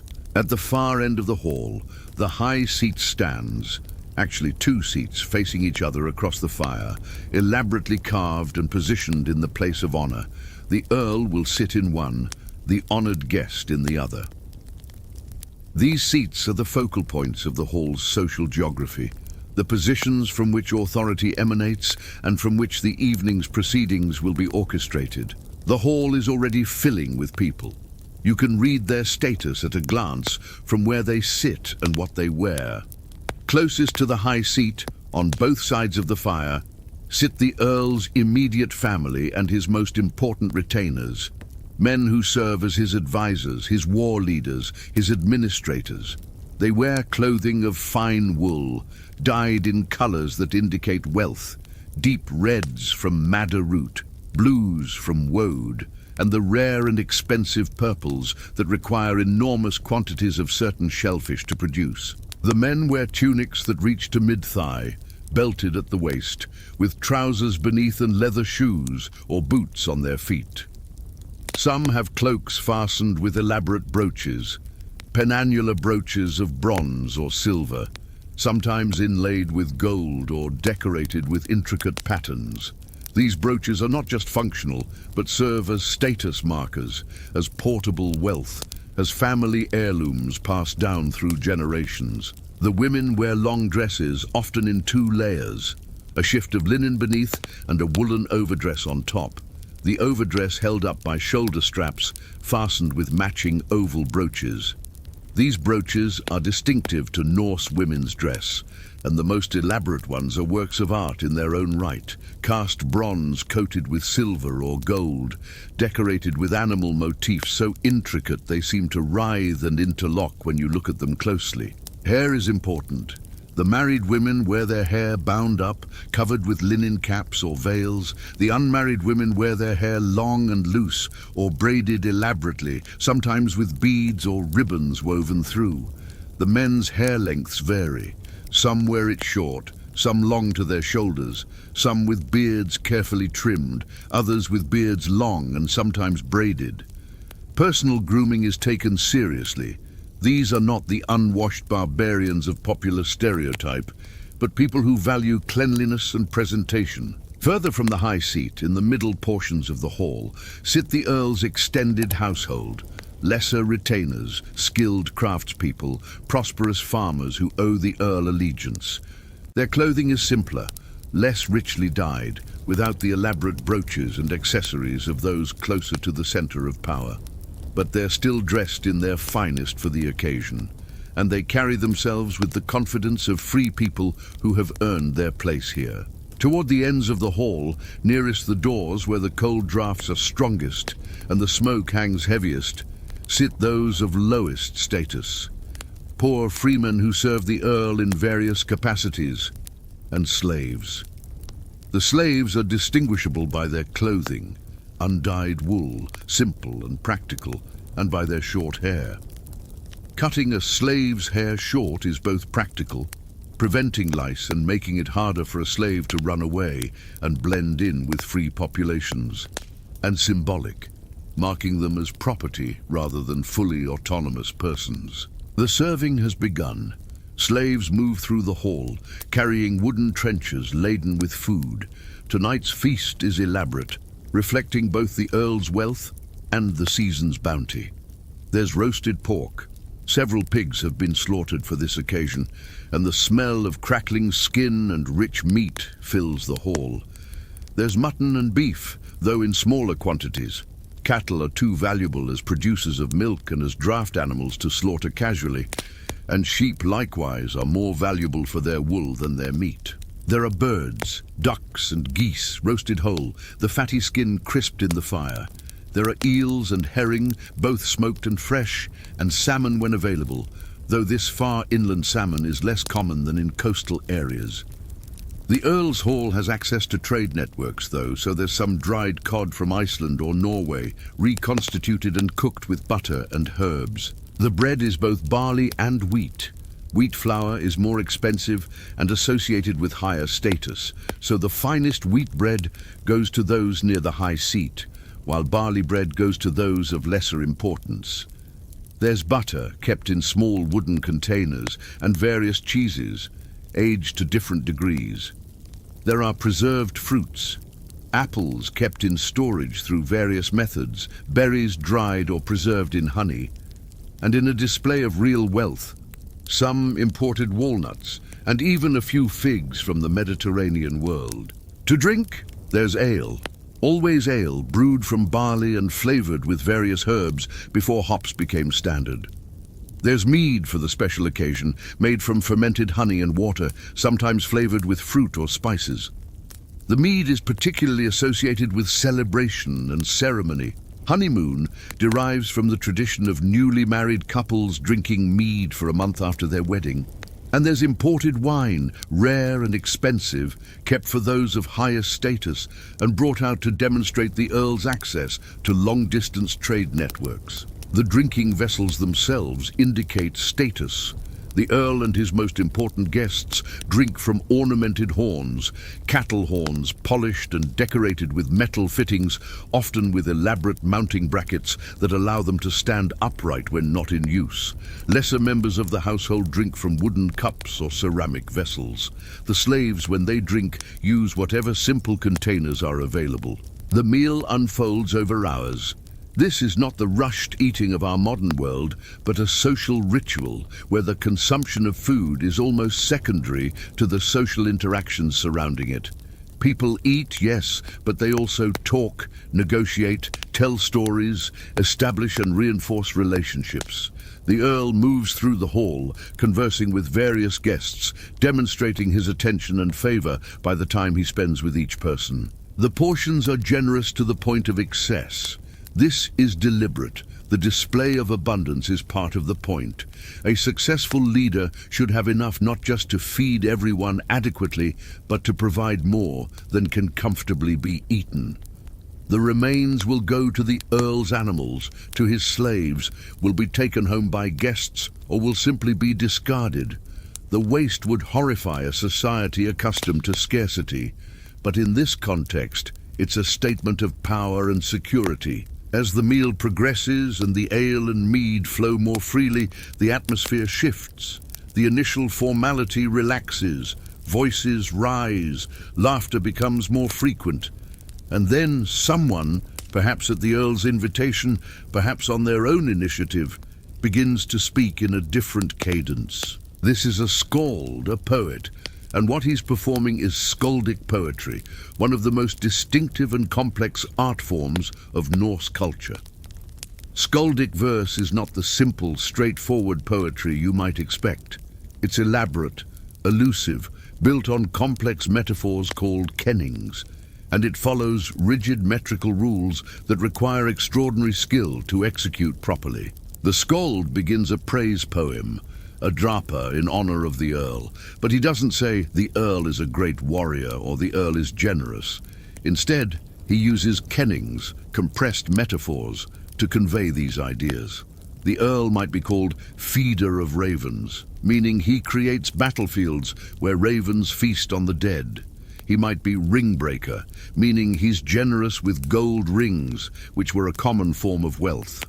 He might be storm of swords, meaning warrior, or tree of gold, meaning a man who possesses and distributes wealth. These kennings can be stacked. A whale might be called steed of the wave.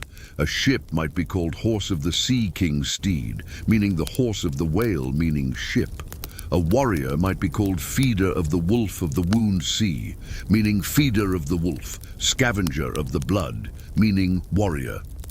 The complexity is deliberate. It demonstrates the skald's skill and creates a puzzle for the audience to unravel, a form of intellectual engagement alongside the emotional content. The meter is equally complex. Old Norse skaldic verse uses a form called drotkvet, court meter, which requires strict adherence to syllable count, stress patterns, and elaborate internal rhyme and alliteration. Each line must have 6 syllables arranged in specific patterns of stressed and unstressed beats.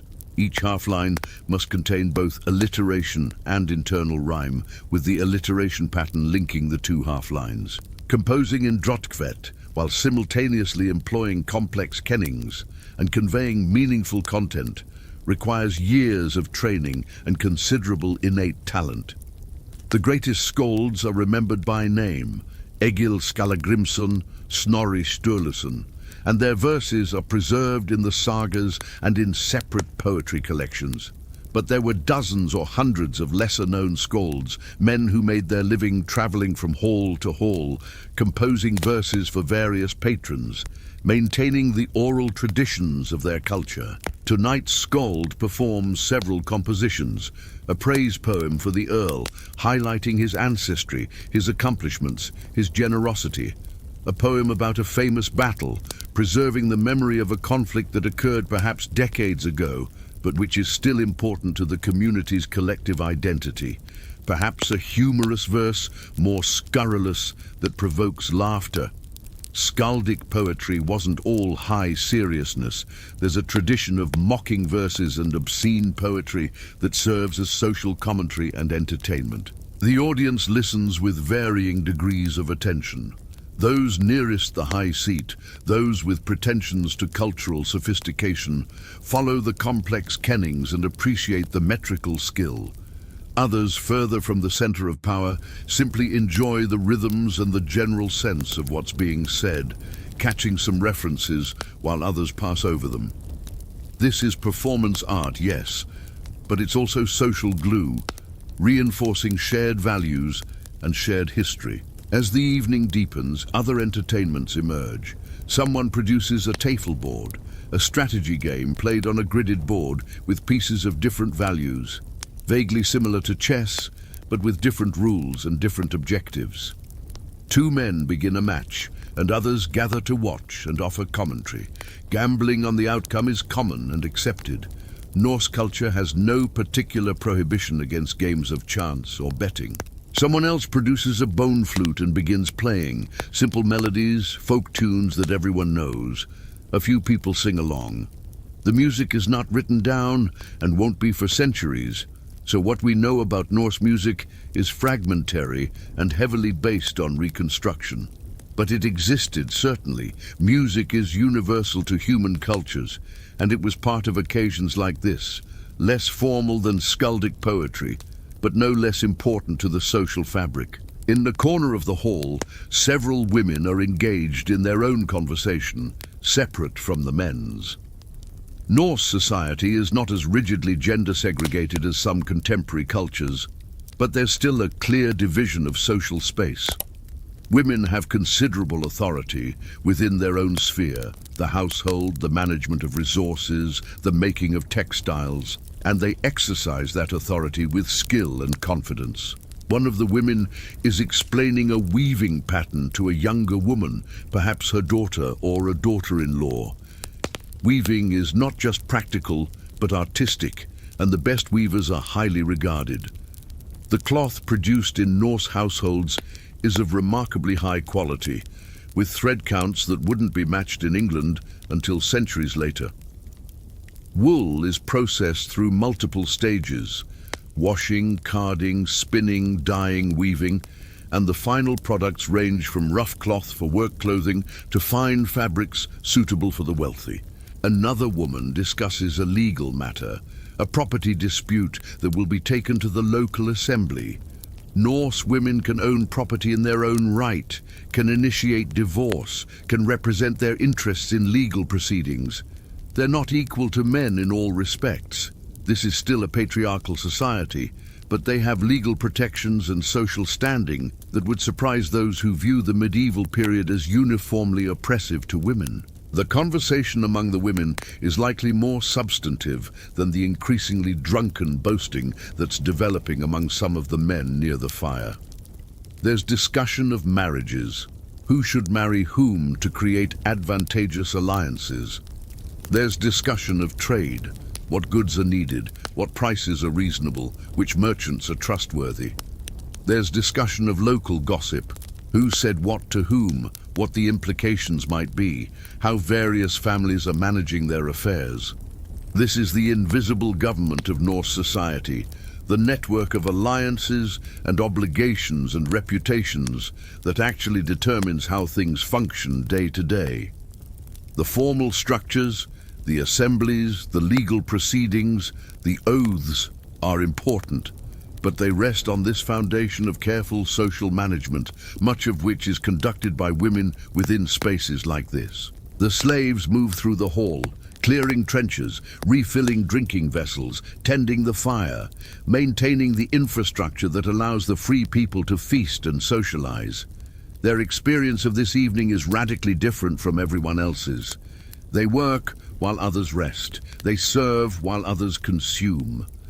They're present but somehow invisible, their labor taken for granted, their personhood diminished to the point where they're functionally human tools. Some of these slaves are descended from generations of enslaved people, born into bondage. Others were captured in raids or warfare, Irish, English, Slavic, taken in Viking Age raids and transported north to become property. Others sold themselves into slavery to escape debt or starvation. The institution is embedded in Norse society at every level, and there's no philosophical movement, no religious prohibition, no social force working toward its abolition. Individual slaves might be freed. Manumission happens for various reasons, sometimes as a reward for long service, sometimes as part of a religious conversion, sometimes simply on the whim of an owner. But the institution persists, and many slaves will die in bondage, and their children will be born into the same condition, and this is simply accepted as the natural order of things. As the night wears on, the atmosphere continues to shift. Some of the guests have drunk enough that their speech is slurred and their judgment impaired. The Earl, as a good host, keeps a careful eye on the proceedings. Norse culture values drinking. The gods themselves feast and drink in Valhalla, but it also recognizes the dangers. Drunken insults can lead to feuds. Drunken violence can shatter the peace of the hall. There are rules, generally understood and generally followed. The Earl's Hall is a sacred space in a sense, a place where hospitality is extended and where certain behaviors are prohibited. Violence within the hall is a grave breach of social norms, akin to sacrilege. Even deadly enemies should be able to sit in the same hall without attacking each other, trusting in the sanctity of the space and the authority of the host. But tensions exist. That man near the middle of the hall has a grievance against another family. That woman near the wall resents a marriage arrangement her father negotiated. That warrior near the door feels he's been slighted, that his contributions haven't been properly acknowledged. The feast is a pressure valve, allowing these tensions to be expressed and potentially resolved through conversation and social maneuvering rather than violence. The Earl moves through the hall, a word here, a gesture there, reinforcing bonds, soothing tensions, demonstrating the social management that's his primary function. He's not a king. He has no royal lineage, no divine right. He's a leader because he's successful, because he's generous, because people benefit from associating with him. If he fails to maintain these qualities, his position will erode. Leadership in Norse society is pragmatic and somewhat conditional. Midnight passes, though of course there are no clocks to mark it precisely. The fire has been built up several times, the slaves adding logs to maintain the warmth and light. Some people have already fallen asleep on the benches, curled under furs or cloaks. Others continue drinking and talking, unwilling to let the evening end. Near the high seat, a more serious conversation is unfolding. The Earl and several of his closest advisors are discussing matters of real importance: trade agreements, marriage alliances, the settlement of disputes, the planning of next year's activities.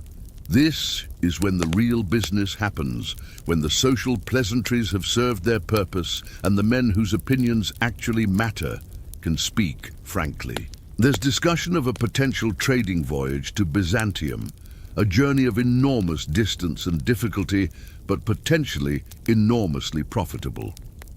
There's discussion of a border dispute with a neighboring territory and whether it can be settled through negotiation or will require a show of force.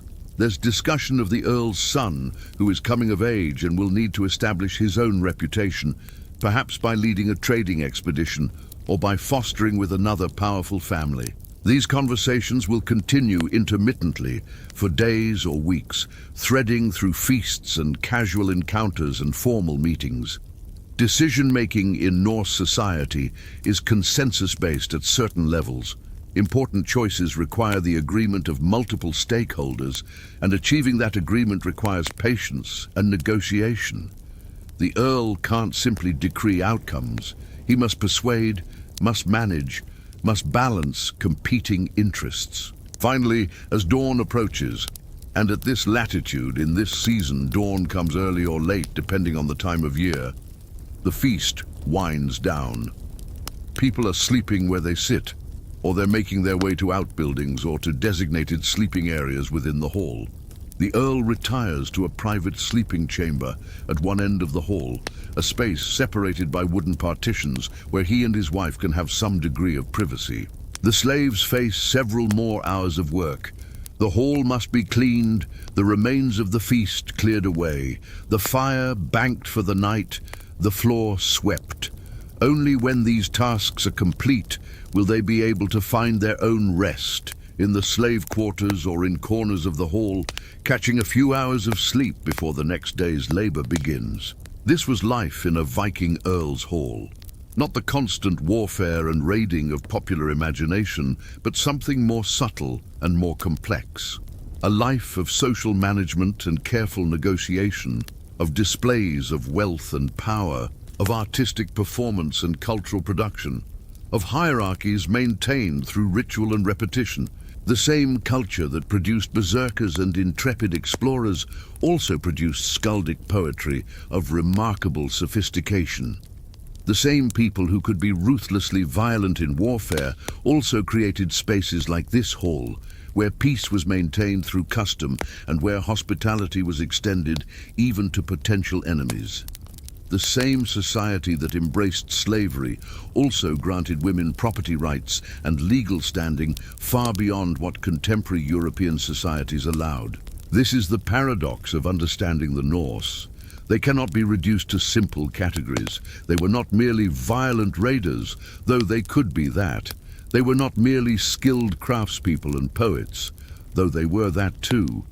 They contained multitudes, as all complex human societies do, and any attempt to understand them must grapple with these contradictions. The hall grows quiet as the last conversations fade.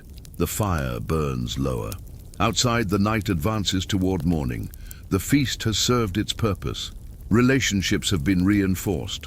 Obligations have been acknowledged. Status has been displayed and recognized.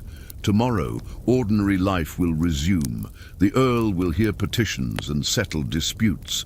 The craftspeople will return to their workshops. The farmers will tend their fields. The women will weave and manage their households. The slaves will labor. But tonight, for these few hours, there was abundance and warmth and companionship. There was poetry and music and the comfort of community. There was the reassurance that comes from participating in long-established rituals, from knowing one's place in the social order, from being part of something larger than oneself. This too was the Viking Age, not just the adventure and violence, but the domestic life that supported and sustained everything else. And perhaps in the end, this is the most important part of the story. Because the raids ended, the exploration voyages were completed, but the daily life, the farming and crafting, the weaving and building, the feasting and poetry, this continued generation after generation, creating the foundation upon which everything else rested. As you imagine yourself in that hall, surrounded by these people with their complex lives and motivations, consider how different the reality is from the stereotype. Consider the sophistication of their art, the complexity of their social structures, the care they took in creating spaces like this where community could be maintained and culture could be transmitted. And consider too that all of this, the exploration, the poetry, the elaborate social hierarchies, the comfortable domesticity of a well-appointed hall, would eventually face challenges that even these resilient people couldn't overcome. The Greenland settlements would fail, the trading networks would shift, the climate itself would change, bringing harsher conditions and shorter growing seasons. Christianity would transform the culture, replacing the old gods with a new religion that had different values and different social structures. The Viking Age would end, not with a dramatic collapse, but with a gradual transformation, as Norse culture was absorbed into medieval European civilization.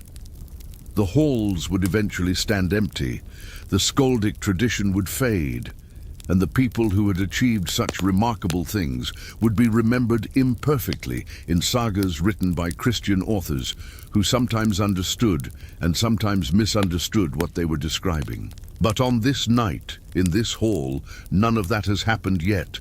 The feast continues, the fire burns warm, the poetry flows like the mead, and for these people, in this moment, life is good, not perfect, not without its tensions and inequalities and cruelties, but fundamentally successful and deeply human. Rest now. The feast is ending. The hall grows quiet, and we who have journeyed through the violent extremes of berserker culture, followed explorers across impossible oceans, pondered the mysteries of navigation crystals, and finally found warmth and complexity in a prosperous household. We too can rest, having seen the Viking Age in something approaching its full complexity. The fire burns low, the night deepens, and in the morning history will continue its inexorable flow, carrying these people and their culture toward transformations they cannot foresee, toward endings and beginnings, toward the gradual fading of one age and the emergence of another. But that is tomorrow's story. For now, there is only warmth and rest, and the quiet satisfaction of a day well lived and a feast well conducted. Sleep now, and let these images fade gently into memory. These glimpses of lives lived 1,000 years ago, but still recognizably human, still comprehensible, still worthy of our attention and our understanding. And so our journey through the Viking Age draws to a close. Let your breathing deepen now. Let the images we've explored together begin to blur and soften at their edges, fading like the embers of that feast hall fire into gentle darkness. We began tonight in perhaps the bleakest corner of Norse culture, with the berserkers, those men who transformed themselves into weapons, who paid with their bodies and minds and brief, fierce lives for a moment of tactical advantage. We saw how a culture could simultaneously create and fear the same individuals, could value them on the battlefield while isolating them everywhere else. We understood, perhaps for the first time, why being chosen by Odin was less blessing than curse, why the berserker's path led inevitably and quickly to an early grave. From that darkness, we moved into something brighter, the story of exploration, of Erik the Red and his son Leif, of men who responded to exile not with despair but with audacity. We followed them westward across impossible distances, watched them establish settlements where none should have been possible, saw them briefly touch the shores of a continent that the rest of Europe wouldn't reach for 500 years. Theirs is a story of human ambition and courage, of the willingness to sail beyond the edge of the known world in search of land and opportunity and perhaps redemption. We paused to consider the tools that made such voyages possible, the mysterious sunstone, whether crystal or legend or some combination of both. We saw how a culture could develop sophisticated technologies without leaving written manuals, how knowledge could be preserved through practice and apprenticeship, how a simple mineral could unlock thousands of miles of ocean. The sunstone stands as a symbol of Norse ingenuity, a reminder that these people were not merely warriors, but also careful observers of the natural world, willing to exploit its properties in ways that still impress us today. And finally, we stepped into warmth, into the Earl's Hall, where the same culture that produced such violence and such daring also created poetry of remarkable sophistication, maintained social structures of surprising complexity, and lived daily lives rich with art and ritual and human connection. We saw the paradox at the heart of Viking culture, that capacity for both brutality and beauty, for both exploration and domesticity, for both individual achievement and communal obligation. These were real people, as real as you are now, lying in the comfort of your modern bed. They lived and loved and struggled and died. They raised children and told stories and worried about harvests and social standing. They created things of lasting beauty and committed acts of terrible violence. They were, in short, fully and recognizably human, separated from us by time and circumstance, but not by any fundamental difference of nature. The Viking Age eventually ended, as all ages do. The climate changed, the medieval warm period gave way to the Little Ice Age, and Greenland's already marginal farms became impossible to sustain. The trading networks shifted as European markets changed and as new powers rose. Christianity transformed the culture, replacing the old gods and their values with new frameworks for understanding the world. The settlements in Greenland were abandoned, the Western settlement first, sometime in the 14th century, and then the Eastern settlement by around 1450. When Europeans next visited Greenland, they found only ruins and mysteries, no clear account of what had become of Erik the Red's legacy. But the end of the Viking Age was not a simple collapse. It was a transformation, an absorption, a gradual shift as Norse culture became part of medieval European civilization. The descendants of Vikings became the Normans who conquered England. They became the Rus who founded states in Eastern Europe. They became the Danes and Norwegians and Swedes and Icelanders of later centuries, carrying forward elements of their culture even as the specific forms changed. The poetry survived, preserved in manuscripts written by Christian authors who sought to maintain the old stories, even as they served a new religion. The sagas were written down, creating a literary tradition that still fascinates us today. The archaeological remains were left behind, longhouses and ship burials, hoards of silver and intricate jewelry, runestones proclaiming names and deeds in an alphabet that we've learned to read. And so we remember them. Not perfectly. Our knowledge has gaps, our understanding is incomplete, our reconstructions are sometimes speculative, but we remember them. These people who achieved such remarkable things with the tools and knowledge available to them, who explored and settled and created and destroyed, who lived lives of complexity and contradiction in a world very different from our own. As you drift towards sleep now, consider the distance we've traveled tonight. From the chemical-fueled fury of the berserker to the calculated risk of the explorer, from the mysterious properties of a navigation crystal to the warm domesticity of a feast hall. Each of these aspects is part of the whole. Each contributes to our understanding of a culture that cannot be reduced to simple stereotypes. Consider, too, the continuities. The human desire to explore unknown places. We still feel that, though our frontiers are different now. The willingness to sacrifice individual well-being for group advantage, we still grapple with that moral calculation. The tension between violence and civilization, between individual achievement and communal obligation, these remain with us, as they've remained with every human society throughout history. The Vikings are distant now, separated from us by 1,000 years and by changes so profound that their world is almost unimaginable. And yet, they're also strangely close, recognizable in their ambitions and fears, in their creativity and cruelty, in their successes and failures.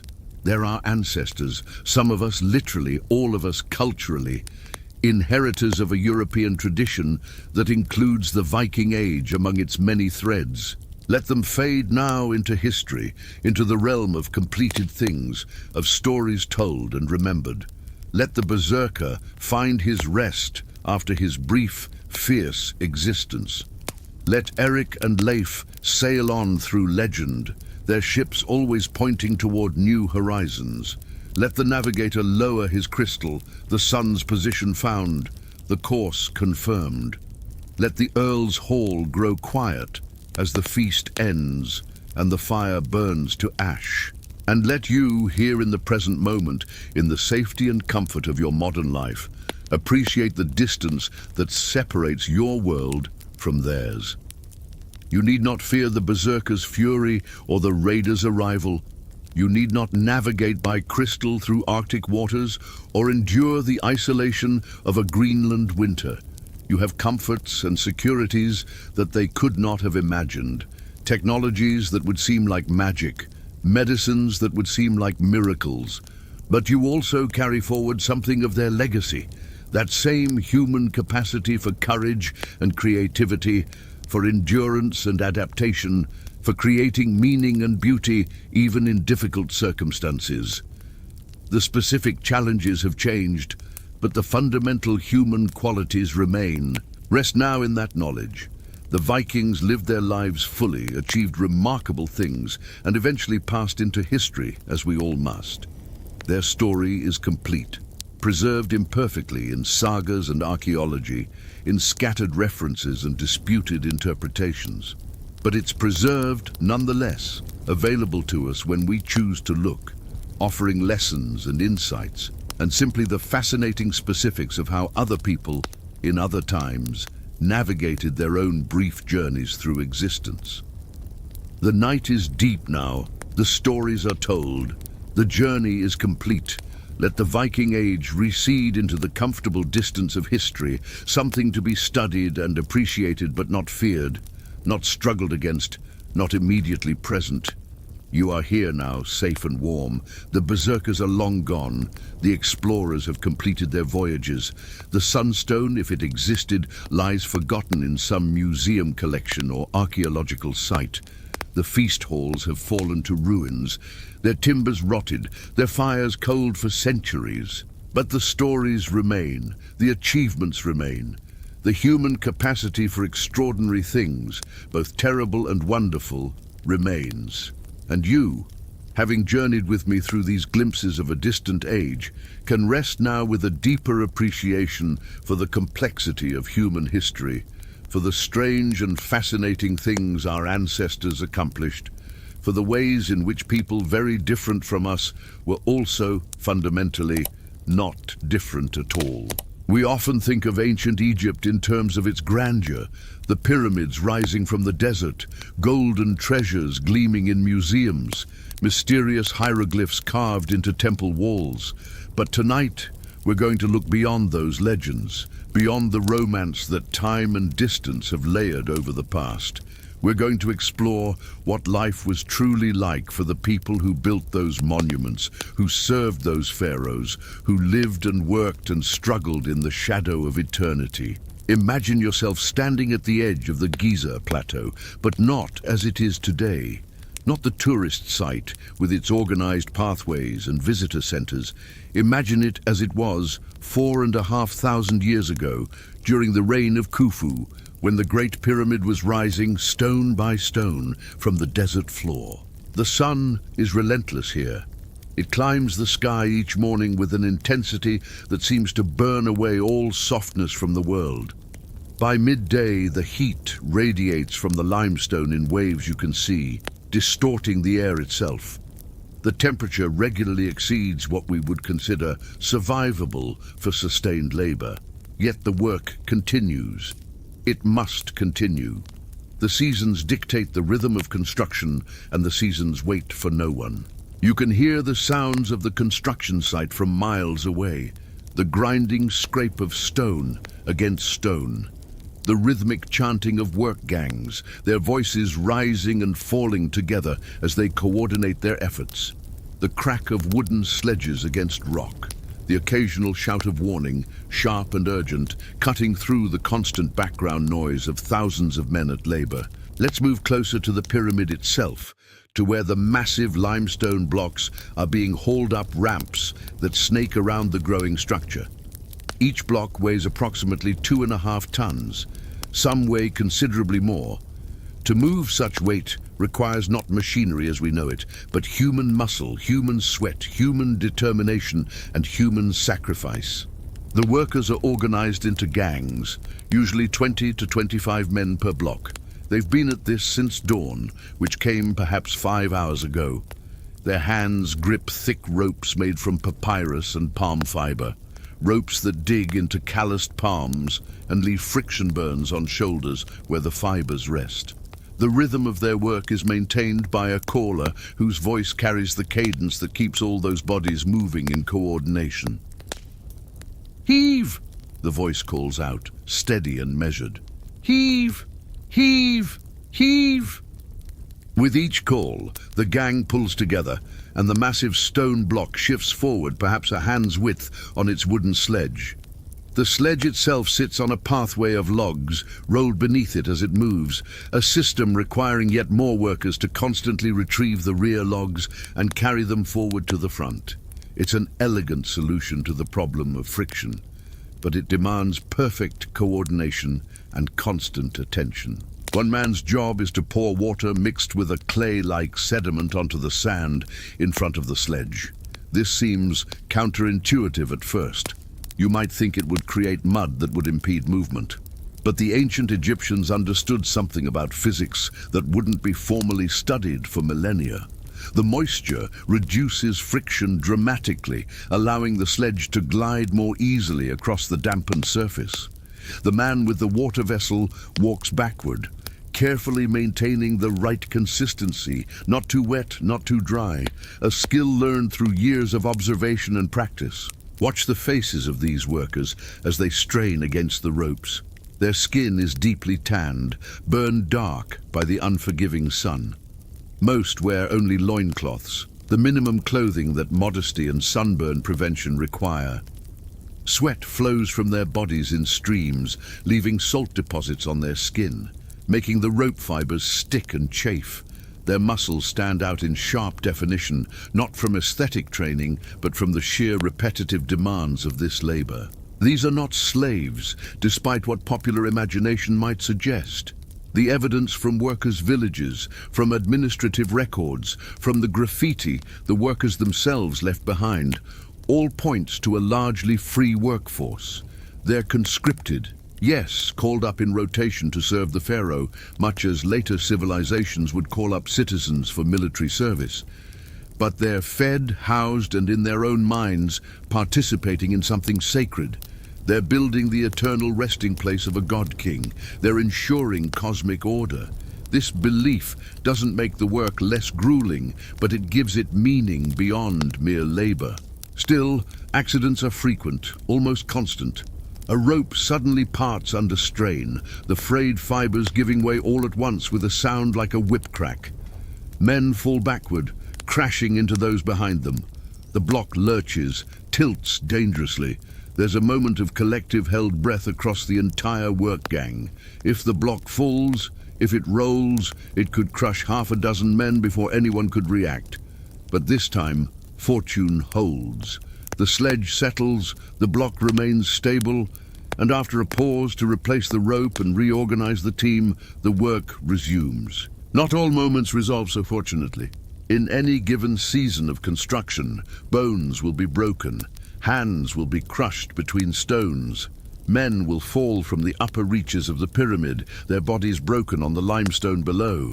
Heat stroke will claim those who push too far, their bodies simply giving out under the combination of exertion and sun.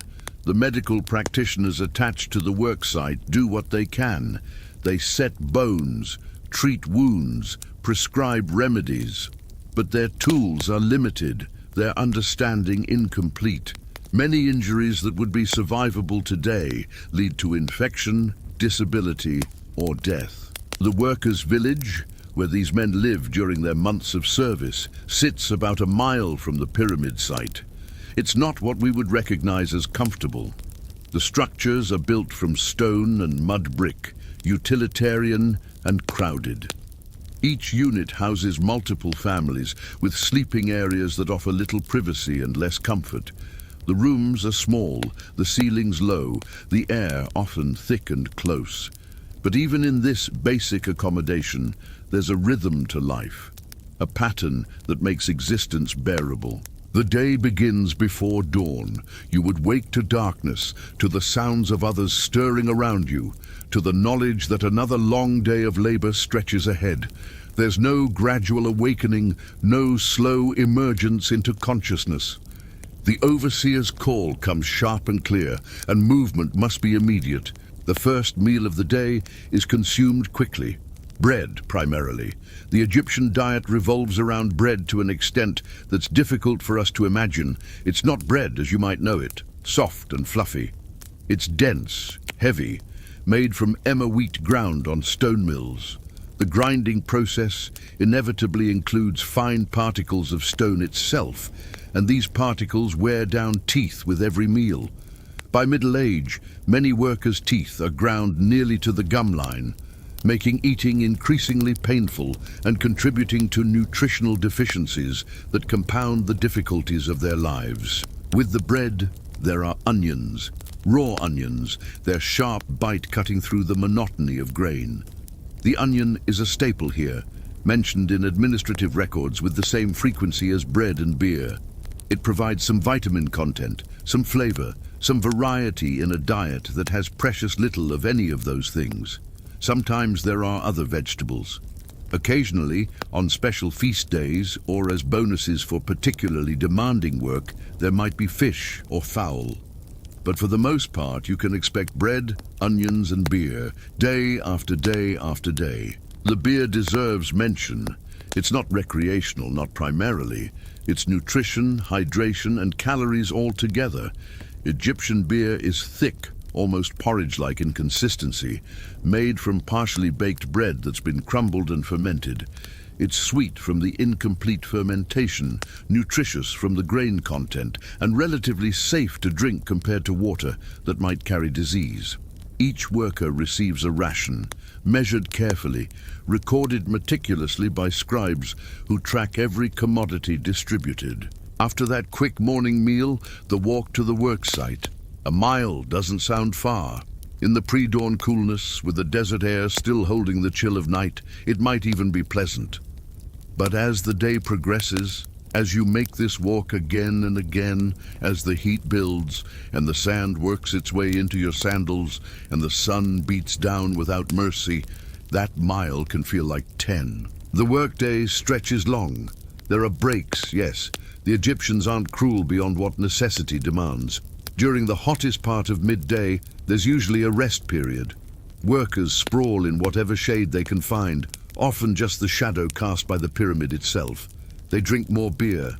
They tend to blisters and rope burns. They eat a midday meal, more bread, more onions, occasionally some dates or figs if the season provides. But the breaks are relatively brief.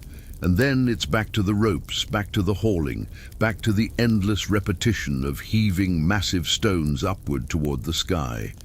Consider the monotony of it.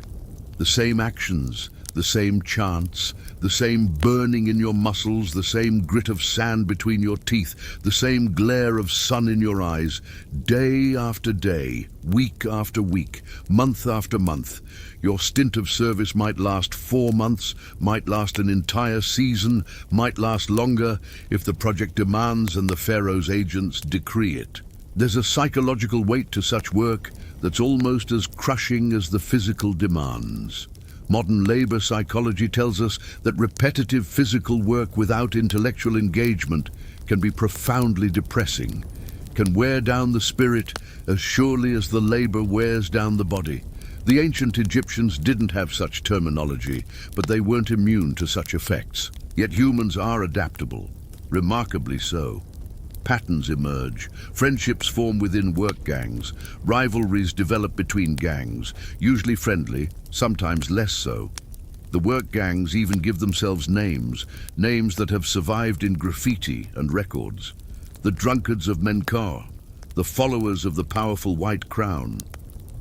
There's pride in these names, a sense of identity and collective purpose that helps men endure what must be endured. In the evenings, after the work is done and the long walk back to the village is complete, there's a different rhythm.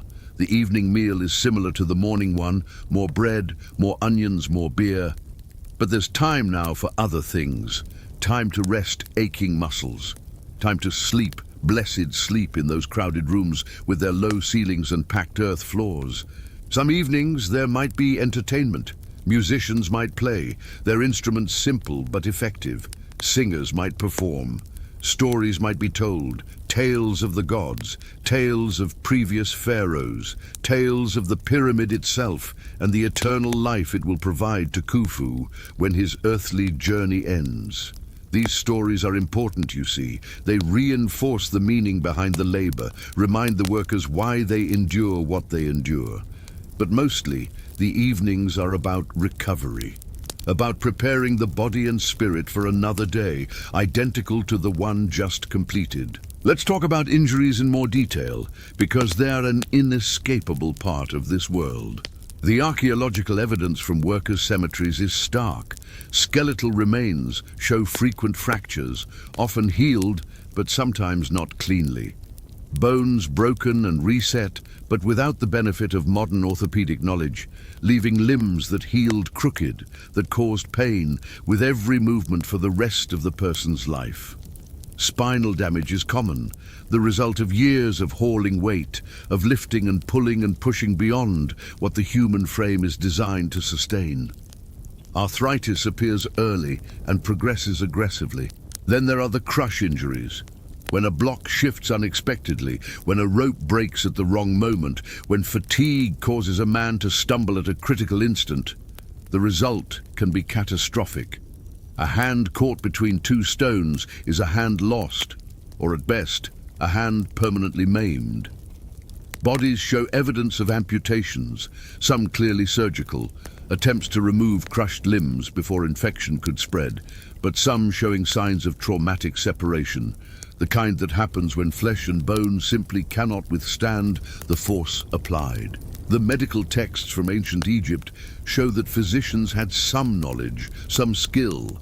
They could set bones, stitch wounds, prescribe treatments for various ailments, but their understanding was limited by the knowledge of their age. They didn't know about bacteria, about infection in the way we understand it. They treated wounds with various substances, some of which were probably helpful, containing natural antibiotics or antiseptic properties, and some of which were likely useless or even harmful. An injured worker faced a grim calculus. A minor injury might heal with rest and basic treatment. A moderate injury might leave permanent disability, but allow for continued life, perhaps assigned to lighter duties if fortunate, cast out to beg if not. A severe injury could easily prove fatal, either immediately or through subsequent infection and septic shock, which the ancient Egyptians would have recognized as fever, swelling, and death, but wouldn't have understood in terms of microbial infection. And yet, despite all this, the workers kept coming, kept serving, kept building. Part of this was obligation, yes. When Pharaoh's agents came to your village and conscripted able-bodied men, refusal wasn't really an option. The Egyptian state was highly organized, highly bureaucratic, highly effective at marshalling the resources it needed. But part of it was also belief, genuine religious conviction that this work mattered, that building the pharaoh's eternal resting place was participating in cosmic order, maintaining Ma'at, the balance of the universe itself. This belief was reinforced constantly. Priests accompanied the work, performed rituals, blessed the stones, blessed the workers. The pharaoh himself, or at least his high officials, would visit the site, would be seen, would remind everyone that this wasn't merely stone being piled on stone, but the construction of a gateway to eternity. Now, we must address one of the darker myths about pyramid construction, a belief that persists in various forms even today. The idea that workers were killed and buried with pharaohs, either as sacrifice or to prevent them from revealing tomb secrets. The evidence for widespread human sacrifice during pyramid construction is actually quite limited. The ancient Egyptians did practice human sacrifice at certain very early periods of their history, during the First Dynasty, when retainers were sometimes killed to accompany kings into the afterlife. But by the time of the Great Pyramids, this practice had largely ceased.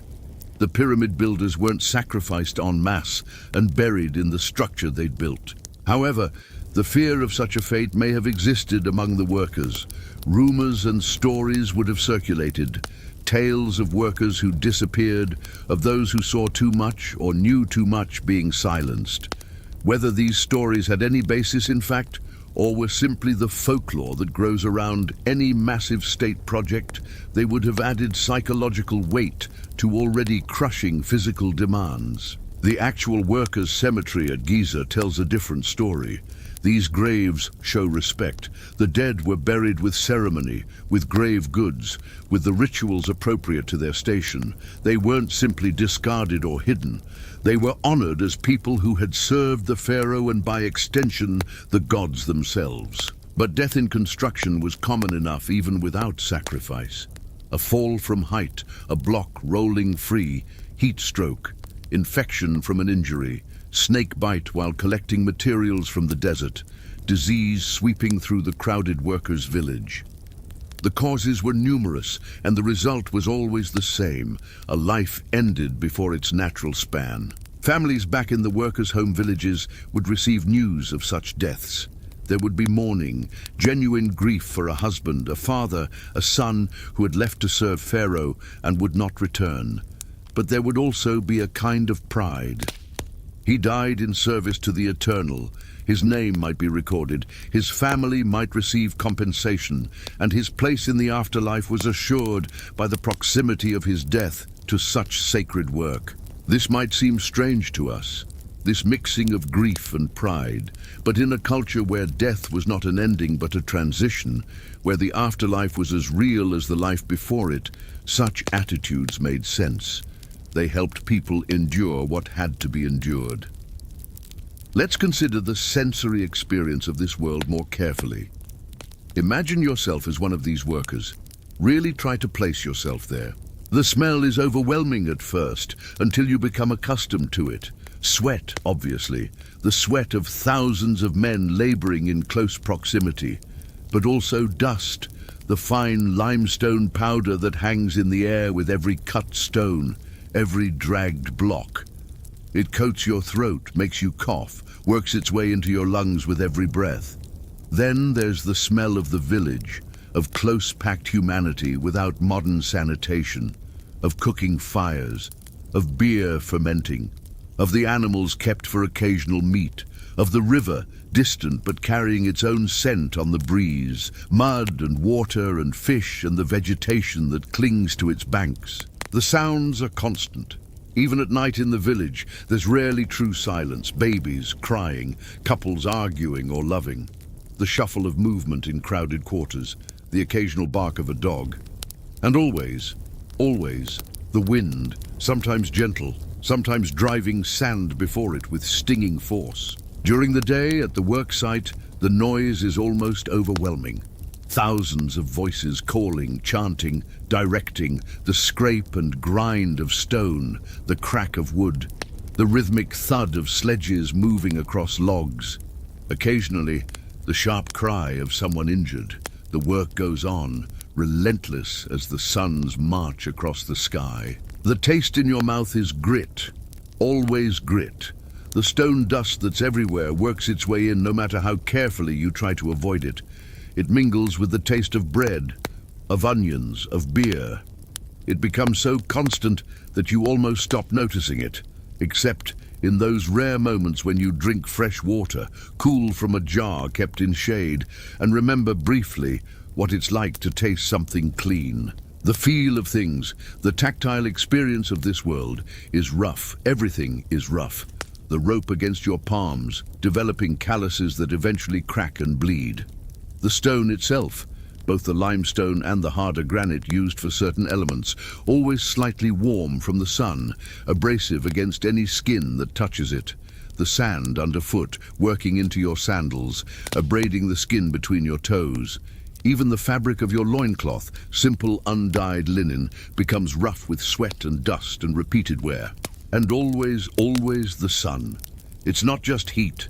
Though the heat is intense, it's the weight of it, the pressure of light and warmth bearing down on you, baking into your skin, drawing moisture from your body no matter how much beer you drink.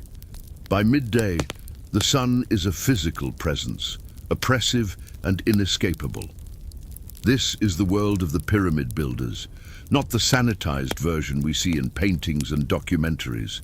Not the romantic vision of noble workers cheerfully building wonders. But the reality, harsh, demanding, dangerous, wearing down body and spirit day by day by day. Yet within this harshness, there were moments of humanity, friendships forged in shared struggle, the satisfaction of seeing a block placed perfectly after hours of effort, the pride of being part of something that would outlast not just your own life, but generations upon generations of lives. The security of knowing that your service earned you and your family favor, rations, perhaps even a small plot of land or other compensation. The pyramid itself grew with terrible slowness from any individual perspective. On any given day, the change was almost imperceptible.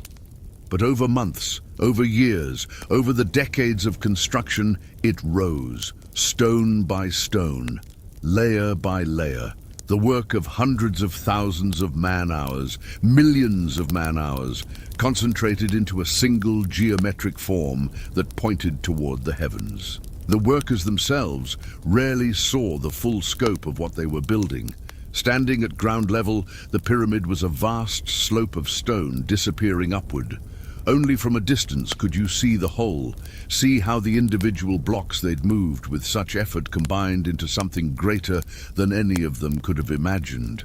And when the pyramid was finally complete, when the capstone was placed and the celebrations held, and the pharaoh's body eventually sealed within, what then for the workers? They went home, back to their villages, to their farms, to their regular lives. They carried with them the marks of their service, the scars, the aching joints, the stories. Some carried more than that. Some carried disabilities that would affect them for the rest of their days.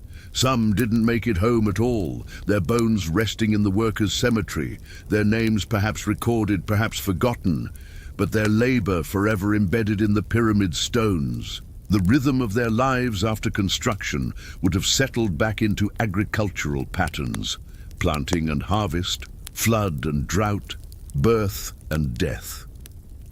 The pyramid became a feature of the landscape, visible from miles away, a reminder of what they'd been part of. But daily life demanded attention. Crops needed tending. Children needed raising. The immediate concerns of survival took precedence over reflection on past glories. Still, in the evenings when work was done and families gathered, stories would be told. I helped build the Great Pyramid of Khufu, a man might say, and his children would listen with wonder, unable to fully grasp the magnitude of such a claim. But knowing it was important, knowing it set their father apart. As you lie there now in your comfortable bed, in your climate-controlled room, with medical care a phone call away, and food as close as your kitchen, consider that vast gulf between your experience and theirs. Consider what it would mean to labor as they did, to risk as they risked, to endure as they endured. The pyramid still stands. 4,500 years later, it still rises from the desert, still draws eyes upward, still provokes wonder. The workers who built it are dust, their names mostly forgotten, their struggles ended millennia ago. But the stones remain, the stones they hauled and placed remain. A monument to human determination, yes, but also to human suffering, human sacrifice, human endurance in the face of demands that seem almost impossible to meet. Let that image settle in your mind. The pyramid at dawn, the sun just touching its apex, casting long shadows across the sand.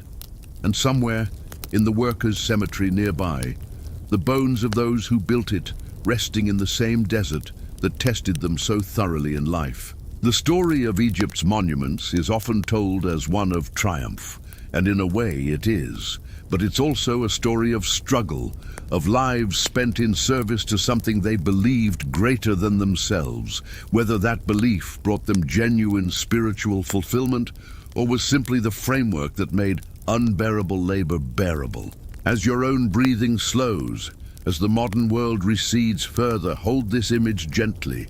The workers at their ropes, the stone sliding forward inch by inch, the sun overhead, the chants marking rhythm, the endless repetition of effort that accumulated over time built eternity. And now, as our first segment draws to a close, let your mind rest on that image. The pyramid growing, stone by stone, the workers straining, the rhythm of ancient labor, steady as a heartbeat, persistent as the Nile's flood, relentless as time itself. We'll continue our journey through ancient Egypt soon, but for now, rest here in this understanding of what those monuments cost, of what was endured to build them, of the human price of glory that still stands in the desert, waiting for the sun.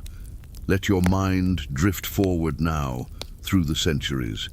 The Great Pyramids are already ancient, monuments from a distant age. We move through time to the 18th dynasty, to the New Kingdom, to a period when Egypt's power stretched far beyond the Nile Valley, when pharaohs were warriors and diplomats, builders and gods. And it's here, in this golden age of Egyptian power, that we encounter one of the most remarkable figures in ancient history. A woman who would become pharaoh. Not queen, not regent, but pharaoh herself, wielding absolute power for more than 2 decades. Her name was Hatshepsut, but to understand Hatshepsut, we must first understand the world she was born into, the expectations that surrounded her, and the path that led her from royal daughter to divine ruler. She was born around 1500 years before the Common Era, give or take a few years. The daughter of Thutmose I, himself a military pharaoh who had expanded Egypt's borders and strengthened its power. In the royal palace at Thebes, along the Nile's eastern bank, where the great temple complexes sprawled in honor of Amun-Ra, Hatshepsut grew up surrounded by luxury, ritual, and power. Imagine the palace as she would have known it. Not a single building, but a complex of structures, courtyards, gardens, and pools. Painted walls depicting gods and conquered peoples. Floors of glazed tile, cool beneath bare feet. Servants moving through hallways with practiced silence, attending to every need before it could be voiced. The air fragrant with incense, with oils, with the flowers that grew in carefully tended gardens, where water flowed in channels, precious and carefully managed. As a royal daughter, Hatshepsut's education would have been extensive. She learned to read and write hieroglyphs, skills limited to a small elite in Egyptian society. She studied religious texts, learning the complex mythology that explained the world and Egypt's place within it. She learned protocol, the elaborate rituals that governed court life, the proper ways to address different ranks of nobility and priesthood. And she learned, through observation and instruction, how power worked, how it flowed through the court, how it was maintained and expanded. Her father, Thutmose I, was a strong pharaoh. Military campaigns had brought wealth flooding into Egypt, tribute from conquered territories, slaves, raw materials, exotic goods. The royal treasury was full, and the pharaoh could afford to build, to commission monuments, to maintain the vast network of temples and priesthoods that legitimized his rule. But royal succession in ancient Egypt was often complicated. Thutmose I had multiple wives, as was customary for pharaohs. His chief wife, Hatshepsut's mother Amose, was of royal blood herself, which gave Hatshepsut a stronger claim to the throne than children of lesser wives might have. But being a woman, she could not inherit directly. Egyptian succession passed through the male line, from pharaoh to son. Thutmose I did have sons by other wives. But royal politics being what they were, marriages were often arranged to consolidate claims and prevent disputes. Hatshepsut was married to her half-brother, Thutmose II. This seems shocking by modern standards, but in ancient Egypt, particularly within the royal family, such marriages were not uncommon.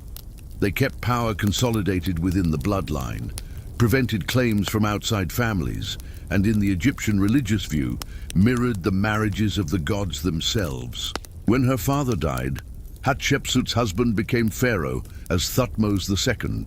She became great royal wife, the chief queen, a position of considerable prestige and some influence, but not power in her own right.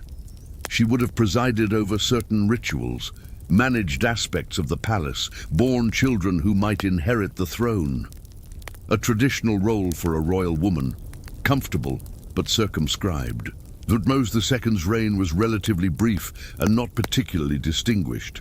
He launched some military campaigns, maintained his father's territorial gains, commissioned some building projects. But he was not a strong ruler, and his health appears to have been poor. After perhaps 15 years as pharaoh, possibly fewer, he died. And here is where Hatshepsut's story takes its remarkable turn. The heir to the throne was Thutmose III, son of Thutmose II by a lesser wife named Isis. But Thutmose III was only a child, perhaps 2 or 3 years old when his father died. Too young to rule. Too young even to perform the rituals that legitimized pharaonic power. A regency was necessary, and who better to serve as regent than Hatshepsut, the great royal wife of the deceased pharaoh, a woman of royal blood, educated in statecraft, experienced in court politics. It was a logical appointment, and initially that's exactly what she was, regent for the child pharaoh, ruling in his name until he came of age. For perhaps 2 years, maybe 3, Hatshepsut governed Egypt as regent. She issued decrees in Thutmose III's name. She managed the bureaucracy, the priesthood, the army. She maintained order and continued the policies of her late husband, a competent regent performing the duties expected of her. But something changed. Gradually at first, then with increasing boldness, Hatshepsut began to assume the full titles and regalia of pharaoh herself. Not regent, not queen. Pharaoh. This transformation can be traced in the monuments and inscriptions. Early in her regency, she's depicted in traditional queenly garb, standing behind the young Thutmose III. But within a few years, the images shift. She begins to appear wearing the pharaonic regalia, the Nemes headdress, the false beard, that artificial beard that symbolized pharaonic authority, attached to the chin and projecting forward.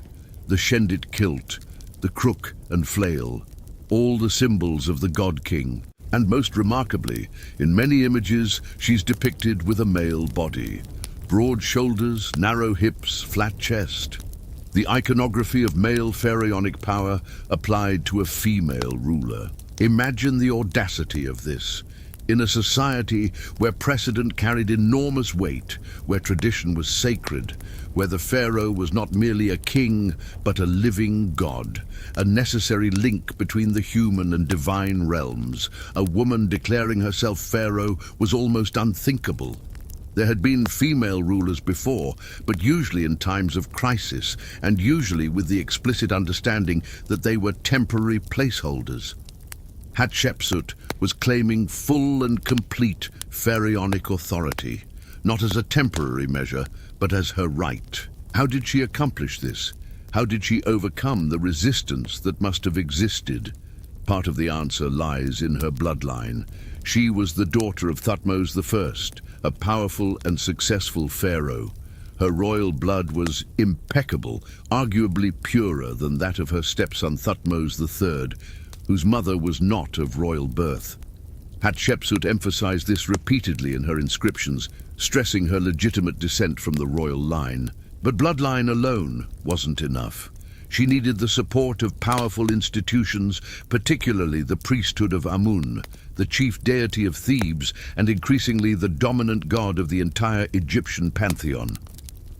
Amun's priests controlled enormous wealth, owned vast tracts of land, commanded the loyalty of thousands. Their endorsement was essential for any pharaoh's legitimacy. Hatshepsut cultivated this support carefully. She lavished gifts on Amun's temples, commissioned building projects that enhanced the priesthood's prestige, emphasized her piety and devotion. And most cleverly, she promoted a divine birth narrative, claiming that Amun himself had taken the form of her father and fathered her. This wasn't unprecedented. Pharaohs had long claimed divine parentage, but Hatshepsut's version was elaborately detailed and repeatedly emphasized.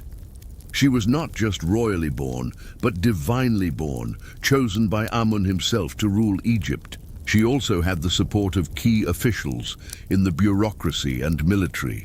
Chief among these was Senenmut, an official of non-noble birth who rose to become one of the most powerful men in Egypt during Hatshepsut's reign.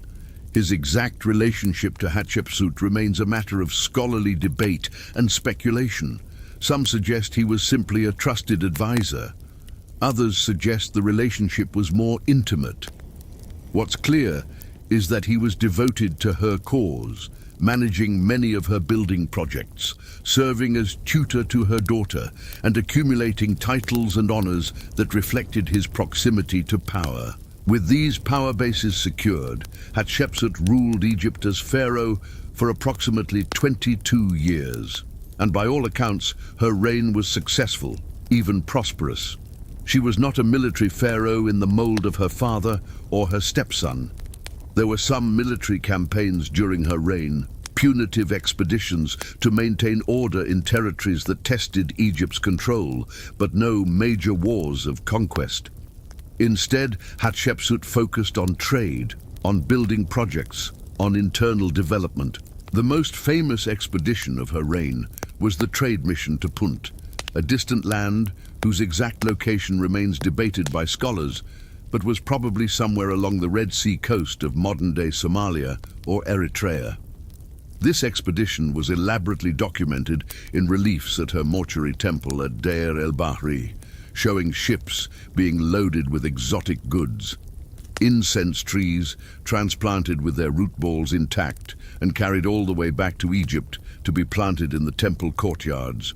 Gold, ebony, ivory, animal skins, live animals including monkeys and baboons, luxuries and marvels that enhanced Egypt's wealth and Hatshepsut's prestige. The depictions of this expedition are fascinating.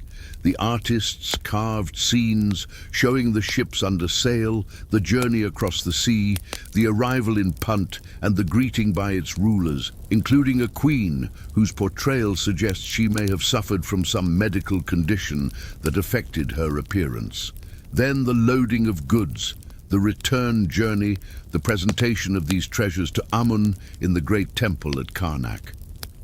The level of detail suggests pride in this accomplishment, a desire to document and celebrate a successful venture that brought glory without warfare. Hatshepsut was also a prolific builder, commissioning construction projects throughout Egypt.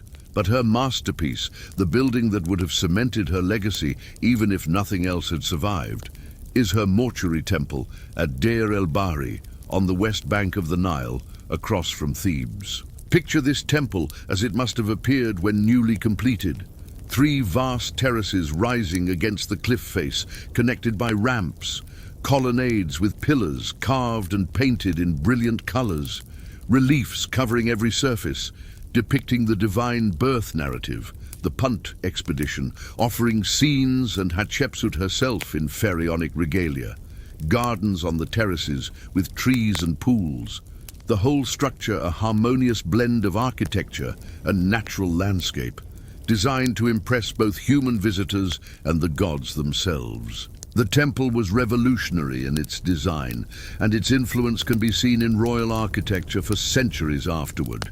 It was a bold statement of legitimacy, of piety, of power. And it was intensely personal, built to house Hatshepsut's cult after death, to ensure her eternal survival through offerings and rituals. During her reign, Hatshepsut appears to have maintained Thutmose III at court. He held titles, received some military training, participated in certain rituals, but he was kept from real power. Whether this was Hatshepsut's deliberate policy or whether Thutmose accepted this arrangement willingly is impossible to know from the records. The relationship between stepmother pharaoh and stepson who should have been pharaoh must have been complex, fraught with tensions we can only imagine. For 22 years, this arrangement held. Hatshepsut ruled Egypt effectively, maintained its prosperity, avoided major disasters. She wore the false beard, she performed the rituals. She was depicted as a male-bodied pharaoh in official art, while presumably living as a woman in daily life. The duality must have been strange, must have required constant navigation of competing expectations and identities. And then, around 1508 years before the Common Era, Hatshepsut disappears from the historical record. No account of her death survives, no description of her funeral. The transition to Thutmose III's sole rule is documented only by the absence of Hatshepsut's name from subsequent inscriptions. Thutmose III, finally ascending to full pharaonic power in his 30s, proved to be one of Egypt's greatest military pharaohs. He launched campaign after campaign into Syria and Palestine, expanding Egypt's empire to its greatest extent. He was energetic, decisive, personally brave in battle, everything his stepmother had not been or perhaps had not chosen to be.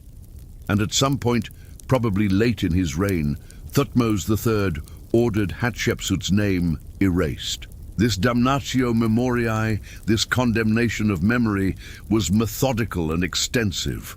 Workmen were sent to Hatshepsut's temples, her monuments, her obelisks. Wherever her name and image appeared, they were to be removed. Her cartouches were chiseled out, her figures were recarved to show Thutmose I, Thutmose II, or Thutmose III himself. In some places, the names of earlier pharaohs were substituted for hers in king lists, creating a narrative where she had never ruled at all. This erasure was not complete. Some inscriptions were missed, particularly those in high places difficult to reach or in locations that had become less frequented. Some images were only partially defaced, and in her mortuary temple at Deir el-Bahri, enough survived that archaeologists could reconstruct her story. But the intent was clear: to remove Hatshepsut from history, to eliminate the uncomfortable precedent of a female pharaoh who had successfully ruled for 2 decades. Why did Thutmose III order this erasure? The question has fascinated scholars for generations. One theory is personal animosity. Perhaps he resented being kept from power during his youth. Perhaps he saw Hatshepsut's reign as a usurpation that had denied him his rightful place. Perhaps there were conflicts during her lifetime that left bitter feelings. But there's another possibility, one that's less personal and more political. Thutmose III may have been concerned about the precedent Hatshepsut set. A female pharaoh was anomalous, potentially destabilizing to the divinely ordained order that Egyptian kingship represented. By erasing her memory, Thutmose III eliminated a dangerous example that might encourage future royal women to attempt similar power grabs. He restored the traditional narrative of male succession, father to son, unbroken and unchallenged. Notably, the erasure appears to have been delayed, carried out late in Thutmose III's long reign, possibly even continuing into his successor's time. This suggests it wasn't motivated by immediate personal hatred, but by a more considered political calculation. Hatshepsut had been dead for decades by the time her monuments were systematically defaced. The erasure was about controlling history, about shaping how the past was remembered. For centuries, this erasure was largely successful. Classical historians who wrote about Egypt centuries later had little or no knowledge of Hatshepsut. The king lists used by later Egyptians themselves often omitted her. She became a gap in the historical record, a pharaoh forgotten. It wasn't until the 19th century, when European archaeologists began seriously excavating and documenting Egyptian monuments, that Hatshepsut's story began to be recovered. The partially defaced inscriptions at Deir el-Bahri, the surviving cartouches, the architectural magnificence of her temple, all testified to a reign that had been deliberately obscured but not entirely eliminated. Modern archaeology has given us more pieces of her puzzle. Her mummy, after years of being misidentified, was finally recognized in 2007 through DNA analysis and comparison with remains of known family members. She was found in a simple tomb in the Valley of the Kings, far from the elaborate burial she would have planned for herself. Her body shows that she was probably obese by the time of her death, possibly suffering from diabetes. She had terrible dental problems, abscesses that would have caused chronic pain, a far cry from the idealized images in stone that show her as a perfect, divine king. There are questions we still cannot answer. How did Hatshepsut really view her own unprecedented position? Did she see herself as breaking barriers, or simply as claiming what was rightfully hers? What was her daily life like, navigating the duality of being physically female while presenting as male pharaoh? How did courtiers address her in private versus public settings? And what happened to the people closest to her? Senenmut, her devoted official, disappears from the record around the same time Hatshepsut does. His tomb was found unfinished and unused. Did he fall from favor, die naturally? Was he punished for his association with Hatshepsut when Thutmose III took full power? We don't know. What we do know is that for 22 years, Hatshepsut wielded power that no woman before her had held in Egypt, and few after. She ruled competently, maintained prosperity, commissioned enduring monuments, and carved out a place in history that even systematic erasure could not entirely eliminate. As you rest now, imagine her in the temple at Deir el-Bahri, standing before the altar, wearing the false beard and the crown, performing rituals that had been performed by male pharaohs for thousands of years. Imagine the weight of that beard, the artificiality of it, the constant reminder of the performance required to maintain her position. Imagine the satisfaction of seeing obelisks rise in her name, seeing ships return from Punt laden with treasures, seeing the respect and obedience of officials and priests. And then imagine the erasure. Workmen carefully chiseling away her name, her face, her existence, the stone dust falling, covering inscriptions that proclaimed her divinity, her legitimacy, her accomplishments.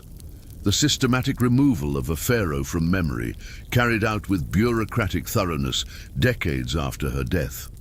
But the erasure was incomplete. The temple stands. The inscriptions, though damaged, remain legible. The story, though obscured, can still be told.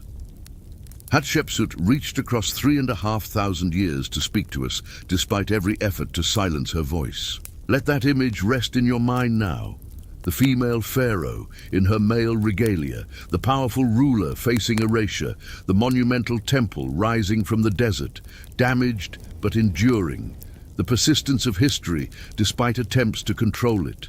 The story of power and gender, of ambition and legitimacy, of memory and forgetting, all compressed into those 22 years of reign and the centuries of obscurity that followed. Breathe slowly, let the details settle.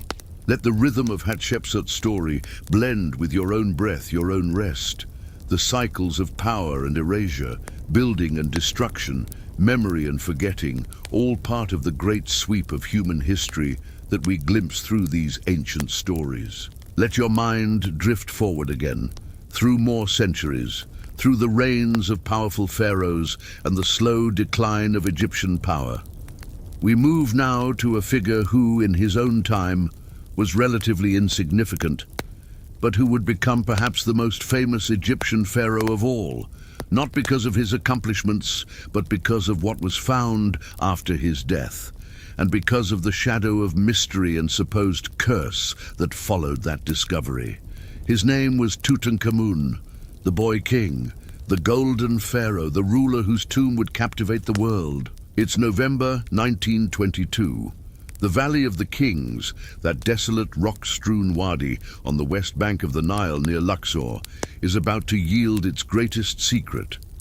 For years, archaeologists have been excavating here, finding tomb after tomb, most of them plundered in antiquity, their treasures long since scattered or melted down. The prevailing opinion among Egyptologists is that the valley has been exhausted, that all the royal tombs have been found. But one man, Howard Carter, believes otherwise.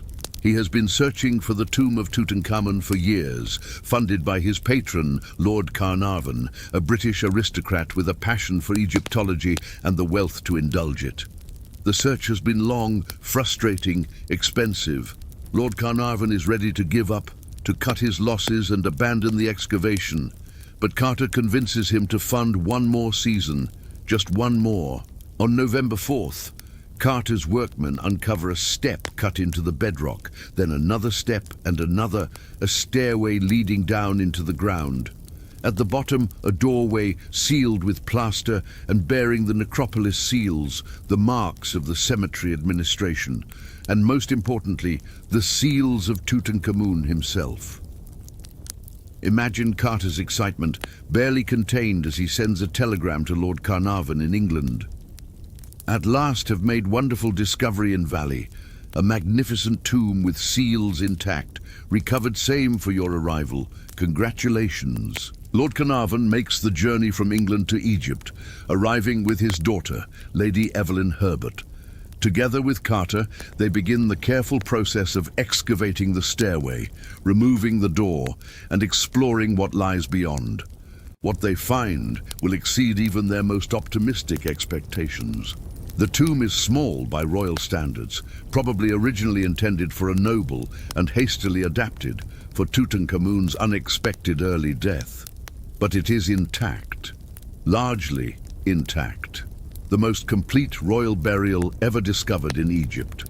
4 chambers packed with treasures, furniture, weapons, clothing, jewelry, chariots, food, wine, everything the young pharaoh might need in the afterlife. The antechamber is chaotic, objects piled haphazardly, suggesting the tomb had been entered by robbers in antiquity, but then resealed before much could be removed. There are beds shaped like animals, gilded and magnificent, chariots disassembled for storage, boxes and chests, shrines, statues. The walls themselves are plain, undecorated, unlike the elaborate painted tombs of more important pharaohs, another sign of the hasty nature of this burial. But beyond the antechamber lies the burial chamber. And here, the excavators find something that will become one of the most iconic images in archaeology: a wall of gold. A massive gilded shrine filling almost the entire chamber, with just enough space to walk around it. And inside that shrine, they will discover, are 3 more shrines, nested like Russian dolls. And inside the innermost shrine, a stone sarcophagus. And inside the sarcophagus, 3 coffins, one inside another. The innermost coffin is solid gold, weighing over 200 pounds, and inside that final coffin, the mummy of Tutankhamun himself, his face covered by a golden mask that would become perhaps the most recognizable artifact from ancient Egypt. The process of excavating and documenting all of this takes years. Carter is meticulous, photographing everything, drawing detailed plans, carefully removing objects and packing them for transport to the Cairo Museum. The world watches, fascinated. Newspapers report on each new discovery, photographs of the golden mask, of the elaborate jewelry, of the treasures spread around the globe. Tutankhamun, an obscure pharaoh who ruled for only about 10 years and accomplished little of historical significance, becomes a household name. But even as the excavation proceeds, something else captures public imagination, a pattern of deaths, unexpected and sometimes bizarre, among those associated with the tomb's opening. The birth of the legend of the pharaoh's curse. Lord Carnarvon is the first to die. In April of 1923, just 5 months after the tomb's discovery, he's bitten by a mosquito. The bite becomes infected. He develops blood poisoning, then pneumonia. On April 5th, he dies in Cairo at the age of 56. The circumstances of his death are embellished by newspapers eager for sensational stories. Some reports claim that all the lights in Cairo went out at the moment of his death. Others report that his dog, back in England, howled and died at the same instant. These details are almost certainly fabricated, but they add to the growing narrative of supernatural retribution. More deaths follow. George J. Gould, an American financier who visited the tomb, dies of fever a few months later in 1923. Prince Ali Kamal Fahmy Bey of Egypt is shot and killed in July 1923. Though his death has nothing to do with archaeology and everything to do with a domestic dispute, newspapers link it to the curse because he had visited the tomb. Arthur Mace, a member of Carter's excavation team, becomes ill and dies in 1928. Archibald Douglas Reed, who x-rayed the mummy, dies in 1924. Hugh Evelyn White, an archaeologist who had worked in Egypt, though not directly on Tutankhamun's tomb, commits suicide in 1924, allegedly leaving a note that mentioned the curse, though the authenticity of this note is disputed. The media seizes on these deaths, counting and cataloguing them, creating lists of victims of the curse. The narrative is irresistible. Ancient Egypt, its mysteries and magic reaching across the millennia to strike down those who dared disturb the pharaoh's rest. It taps into deep anxieties about colonialism, about the appropriateness of removing artifacts from their original contexts, about the hubris of disturbing the dead. Some newspapers even claim that Carter found an inscription in the tomb, a curse threatening death to anyone who entered. Death shall come on swift wings to him who disturbs the peace of the king. It's a perfect curse, ominous and poetic. There's only one problem. It doesn't exist. No such inscription was found in the tomb. It was invented, fabricated by journalists or perhaps by pranksters, but it entered the popular consciousness as if it were fact. The reality is more prosaic, though in its own way more interesting than supernatural curses. Lord Carnarvon's death, while tragic and untimely, was not mysterious. He was in poor health even before coming to Egypt, having suffered serious injuries in a car accident years earlier. The infected mosquito bite led to blood poisoning in an era before antibiotics. Pneumonia was often fatal in the 1920s. His death, while unfortunate, was medically explicable. The other deaths, examined individually, are similarly unremarkable. George J. Gould was already ill when he traveled to Egypt, and probably shouldn't have made such a demanding journey. Arthur Mace had been in declining health for years before his death. Many of the people on the curse victims lists had only tenuous connections to the tomb, or their deaths occurred years or even decades after the discovery, making any causal connection highly dubious. Statistical analysis of those associated with the tomb's discovery shows that they actually lived, on average, longer than their contemporaries. Howard Carter himself, who spent more time in the tomb than anyone, who handled the mummy directly, who supervised the entire excavation, lived until 1939, dying at the age of 64 from lymphoma, 17 years after the tomb's discovery. But the curse narrative persists even today because it's compelling. It satisfies something in us, this idea that there are mysteries beyond scientific explanation, that ancient peoples possessed knowledge or power that we've lost, that the violation of sacred spaces carries consequences, and there may be a kernel of truth buried in the superstition, though not a supernatural one. Tombs, sealed for thousands of years, can contain hazards. Mold spores, for instance, can accumulate in the stale air of enclosed spaces. When such tombs are opened and the air is disturbed, those spores are released. Some species of mold produce toxins that can cause respiratory illness, especially in people with compromised immune systems. Lord Carnarvon's already fragile health might have been further weakened by exposure to such biological hazards. There are also bacteria that can survive for centuries in the right conditions. Aspergillus, for example, has been found in ancient tombs and can cause serious lung infections. The excavators of Tutankhamun's tomb worked without the protective equipment that modern archaeologists use. They breathed the air directly, touched objects with bare hands, exposed themselves repeatedly to whatever biological material had accumulated over 3,000 years. So in a sense, there is a curse, but it's biological rather than supernatural.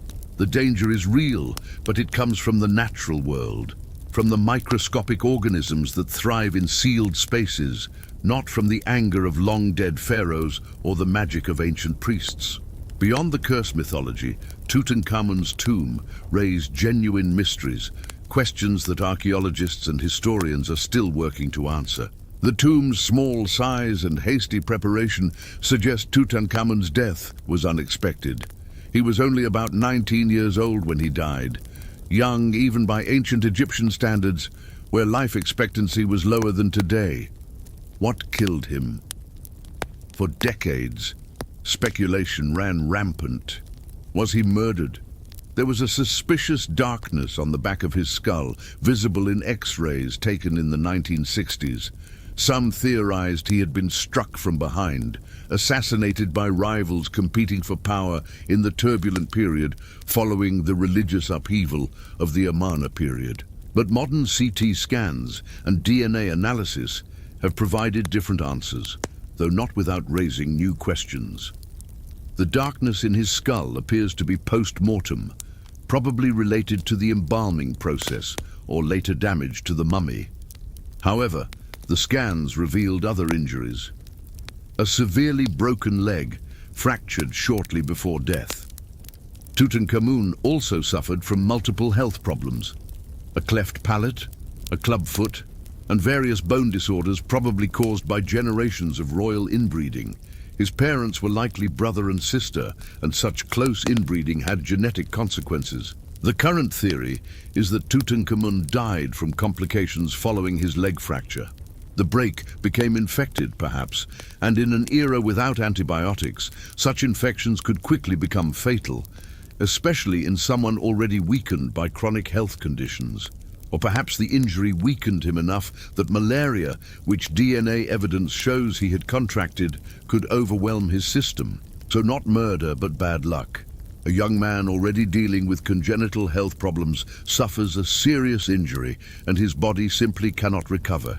It's less dramatic than assassination, but probably closer to the truth. The mummification of Tutankhamun's body also raises questions.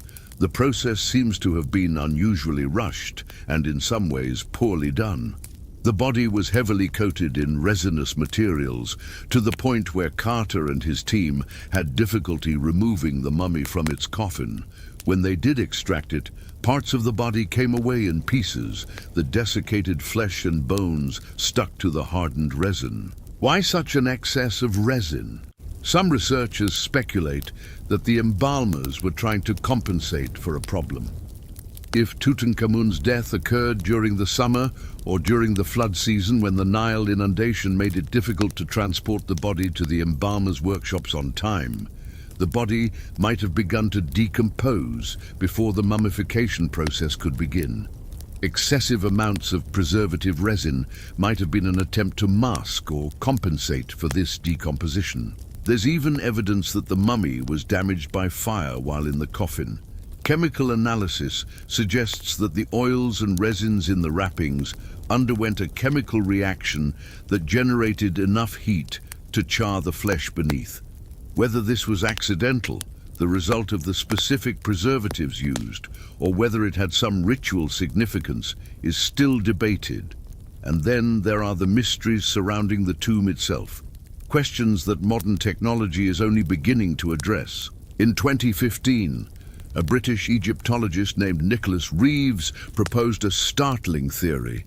Based on high-resolution scans of the burial chamber walls, he suggested that there were hidden doorways, plastered over and painted to blend in with the walls, leading to additional chambers beyond. And most dramatically, he theorized that these hidden chambers might contain the burial of Nefertiti, Tutankhamun's stepmother and one of the most famous queens of ancient Egypt. The theory was based on careful analysis of the wall paintings and the tomb's unusual layout. The burial chamber's decorated walls seem to have been designed for someone else, with Tutankhamun's name hastily substituted. The position of certain architectural features suggested the tomb might extend further than the currently visible chambers. The idea captured public imagination immediately. Nefertiti's burial has never been found, and discovering it would be one of the most significant archaeological finds in history. The speculation intensified when preliminary scans seemed to support Reeves's theory, showing anomalies in the walls that might indicate voids beyond. But subsequent investigations have been less conclusive. Different scanning technologies have produced conflicting results. Some scans suggest there might be voids. Others show nothing unusual.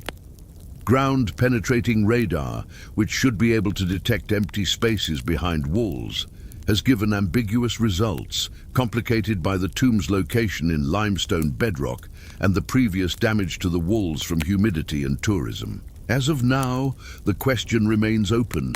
There might be hidden chambers. There might be nothing.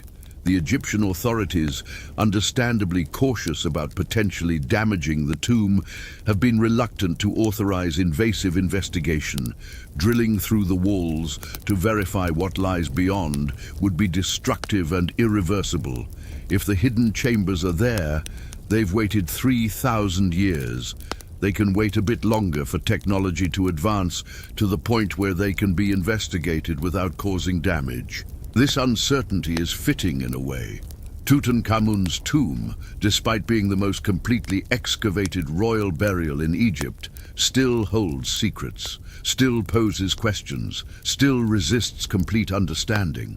Consider the treasures themselves, now displayed in the Cairo Museum and soon to be moved to the new Grand Egyptian Museum. The golden mask, with its serene face and elaborate headdress, has become an icon. But look closely at photographs of it, and you'll notice something odd. The face appears slightly different from the rest of the mask. The gold has a different tone. There are small but noticeable discontinuities in the craftsmanship. Some researchers believe the mask was originally made for someone else, possibly Nefertiti or another royal figure, and was adapted for Tutankhamun when he died unexpectedly. The cartouche, the oval symbol containing the pharaoh's name, shows signs of having been altered.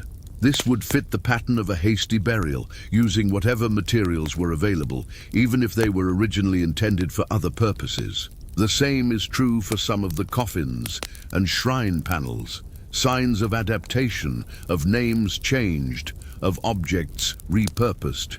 Tutankhamun's unexpected death seems to have created a scramble to assemble the necessary equipment for a royal burial from whatever sources could be tapped quickly. And yet, despite the haste, despite the reused materials, despite the small size of the tomb, the burial was still incredibly rich. The sheer quantity of gold alone is staggering. The innermost coffin, solid gold. The mask, gold and lapis lazuli. Jewelry, amulets, shrines, furniture, all lavishly gilded or made entirely of precious materials.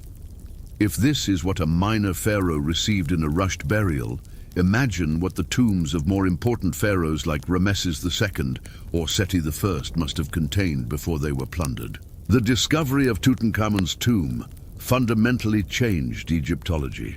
It showed what a complete royal burial looked like, providing context for the fragmentary finds from other tombs. It demonstrated the extraordinary wealth that flowed through ancient Egypt, and it captured public imagination in a way that no previous discovery had, making ancient Egypt accessible and fascinating to millions of people who might never visit Egypt or study its history formally. But it also raised ethical questions that continue to resonate. Who owns the past? Who has the right to excavate tombs, to remove objects from their original contexts, to put them on display in museums? Lord Carnarvon and Howard Carter were working in an era when such questions were less prominent, when it was taken for granted that European archaeologists could excavate in Egypt and take findings back to their home countries. Today, the standards are different. Egypt maintains ownership of its antiquities, and the expectation is that major finds will remain in the country. The debate over the Rosetta Stone, the bust of Nefertiti, and countless other Egyptian artifacts in European museums reflects this shift in attitudes. Should these objects be returned to Egypt? Do they belong in the British Museum, the Berlin Museum, the Louvre, where they can be seen by visitors from around the world? Or do they belong in Egypt, where they were created and where they have cultural and historical meaning that transcends tourism? There are no easy answers, but Tutankhamun's tomb, discovered at a particular moment in history when attitudes were beginning to shift, sits at the center of these debates. Let your mind rest now on the image of that burial chamber, the golden shrines, nested one within another, the coffins, each revealing another layer of protection, another barrier between the dead pharaoh and the world he had left. The mummy itself, wrapped in linen, covered in amulets and gold, a young man whose life ended too soon, but whose death would make him immortal in ways he never achieved in life. Think of Carter's first glimpse into the tomb, holding a candle through a small opening he had made in the doorway, Lord Carnarvon beside him asking anxiously, "Can you see anything?" And Carter's reply, awed and understated, "Yes, wonderful things." Wonderful things, a tomb full of them, a mystery wrapped in gold and legend, a curse that wasn't and hazards that were, deaths that had explanations and questions that still wait for answers.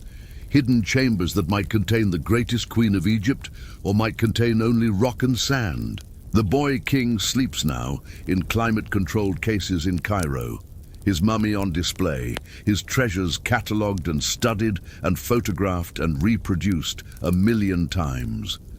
But something remains elusive, mysterious, just beyond the reach of complete understanding. Perhaps that's appropriate.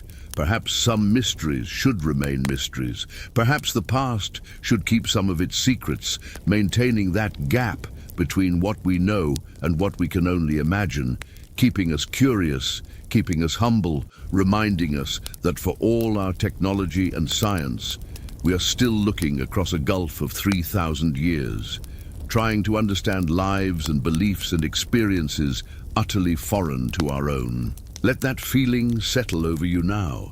The weight of mystery, the attraction of the unknown, the quiet presence of questions that have no definite answers. Let your breathing slow. Let your thoughts drift like sand across a desert landscape. Let the image of golden masks and sealed tombs blur into the comfortable darkness of approaching sleep. The curse, real or imagined. The deaths, explained or coincidental. The hidden chambers, existing or illusory. All part of the story, all part of the endless fascination with Egypt and its secrets. Rest now in that uncertainty. Let it be comfortable, let it be peaceful. Not all questions need answering tonight. Not all mysteries need solving. Some things can simply be, simply exist, simply wait in the darkness, patient as the desert itself. Let us journey forward one final time, moving through the centuries to the very end of ancient Egypt as an independent civilization. We arrive now in the 1st century before the Common Era in Alexandria, the gleaming city on Egypt's Mediterranean coast. A city of marble and limestone, of wide boulevards and magnificent harbors, of culture and commerce and learning, and at the center of it all, a woman whose name has echoed through history with a resonance few others can match. Cleopatra. Not the first Cleopatra of her dynasty, she was actually the 7th, but the one who would become simply Cleopatra in historical memory. Cleopatra the 7th, Philopator, the last active pharaoh of Egypt, a woman of extraordinary intelligence, political acumen, and personal charisma, a ruler who held Egypt together through force of will and diplomatic skill in an era when Roman power was swallowing the Mediterranean world piece by piece. But tonight, we're not going to focus on her political machinations, her relationships with Julius Caesar and Mark Antony, or her dramatic death. Those stories have been told countless times. Instead, we're going to step into her palace, into her daily life, and explore what it meant to live at the apex of luxury and learning in the ancient world. What it meant to inhabit a court where Egyptian tradition met Greek culture and Roman power, where philosophers debated in marble halls, and where beauty rituals took hours each day. Imagine yourself in Alexandria on a typical morning in Cleopatra's court. Not a day of crisis or ceremony, but an ordinary day in the life of the queen and those who surrounded her.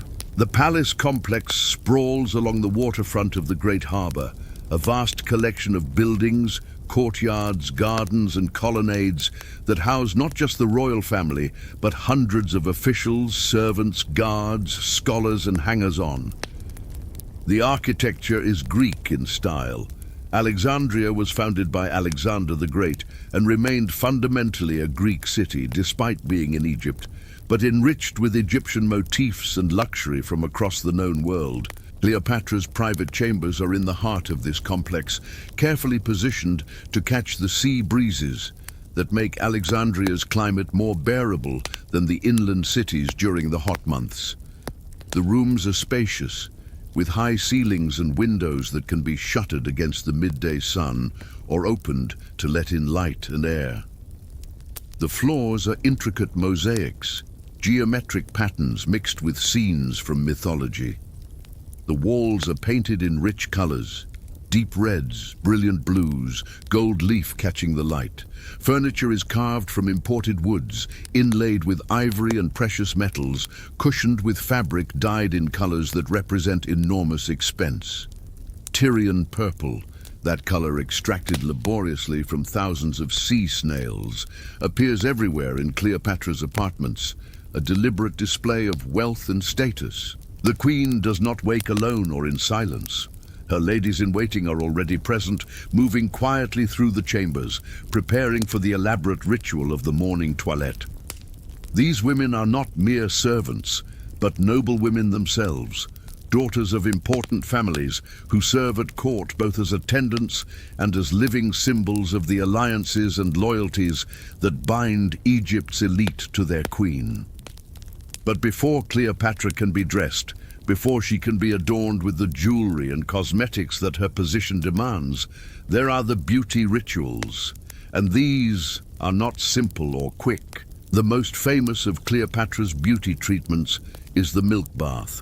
It's mentioned by classical authors, who describe it with a mixture of admiration and incredulity, the way later writers would describe the excesses of any foreign court. The basic concept is simple. Milk, particularly donkey's milk, was believed to soften and whiten the skin, keeping it youthful and beautiful.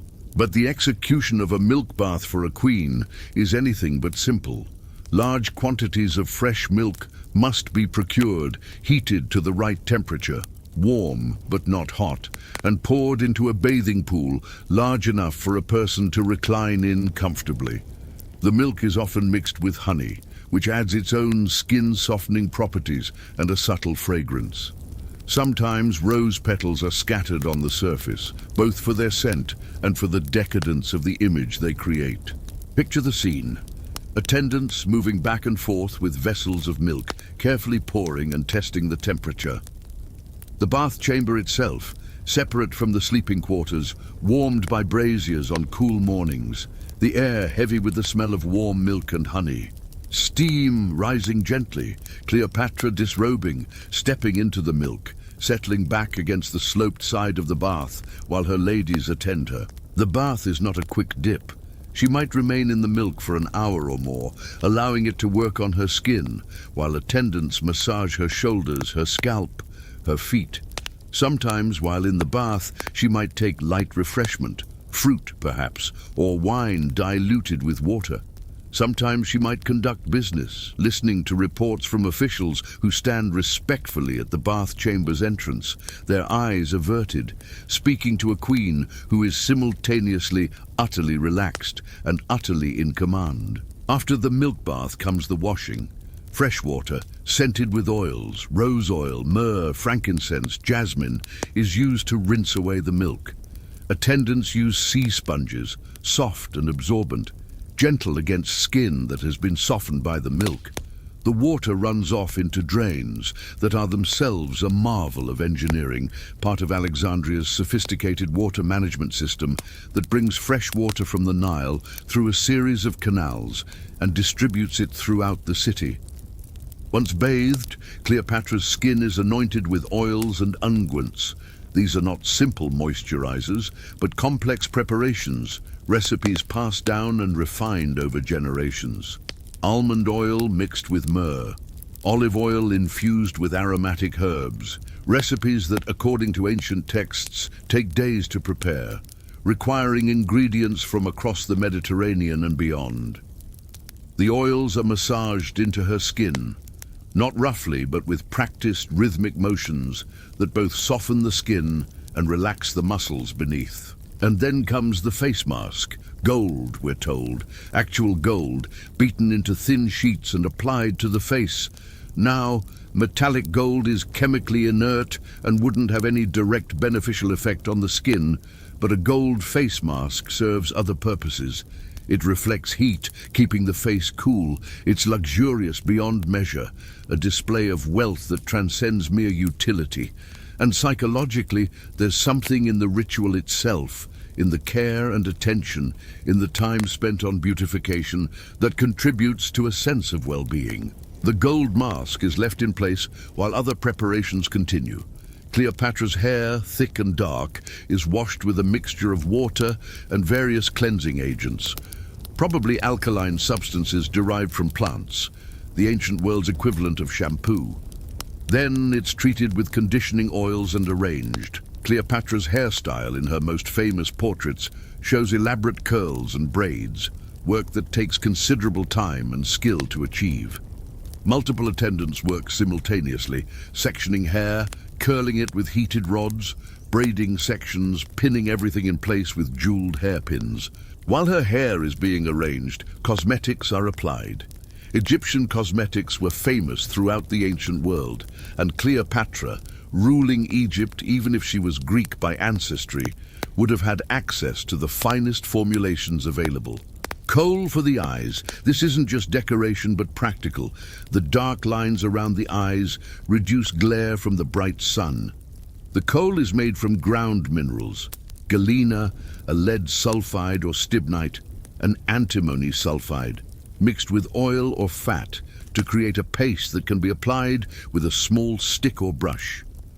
The application requires a steady hand and keen eye, creating the dramatic lines that extend beyond the eye's outer corner, that distinctive Egyptian eye makeup that appears in artwork from every period.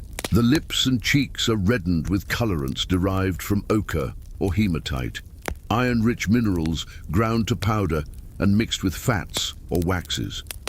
The effect is subtle by modern standards, a natural flush rather than the obvious painted look of later eras.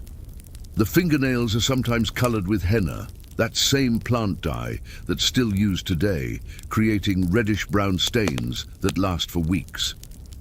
By the time the beauty ritual is complete, hours have passed. The morning is well advanced, but Cleopatra is now ready to be dressed, to don the elaborate costume that marks her as queen. Her wardrobe combines Egyptian and Greek elements, a visual representation of her dual identity as both a Greek Ptolemy ruling Egypt and as pharaoh, inheritor of 3,000 years of Egyptian royal tradition. For formal occasions, she might wear traditional Egyptian royal regalia, the pleated linen gown, the elaborate headdress, the false beard even. But for daily court functions, she favors Greek-style garments modified for royal magnificence. The basic garment is a chiton, a simple rectangular piece of fabric that's draped and pinned to create a dress. But Cleopatra's chitons are anything but simple. They're made from the finest linen, woven so finely that the fabric is nearly transparent, requiring multiple layers for modesty. Or they're made from silk, that exotic fabric from the Far East that's worth its weight in gold, that shimmers and flows with every movement. The fabric is often dyed, and again, the colors themselves indicate wealth, Tyrian purple, deep blues, brilliant whites that require frequent bleaching and cleaning to maintain. Over the kitten, she might wear a hamation, a large rectangular cloak that can be draped in various ways. And then jewelry, so much jewelry. Earrings of gold and precious stones, necklaces, multiple strands, heavy with pendants, bracelets on both arms, anklets on both legs, rings on multiple fingers, a diadem or crown depending on the occasion. The weight of all this gold and jewelry is considerable, but it's also an effective demonstration of power. Cleopatra wears wealth, displays it on her body, making her status visible to anyone who sees her. Finally dressed and adorned, she's ready to begin the day's actual business, and what business it is. Cleopatra's court is not merely a place of luxury and display. It's the administrative center of Egypt, the point from which the entire country is governed. Officials arrive throughout the day with reports, problems requiring decisions, disputes needing resolution. Cleopatra doesn't simply listen and issue orders through intermediaries, though sometimes she does that.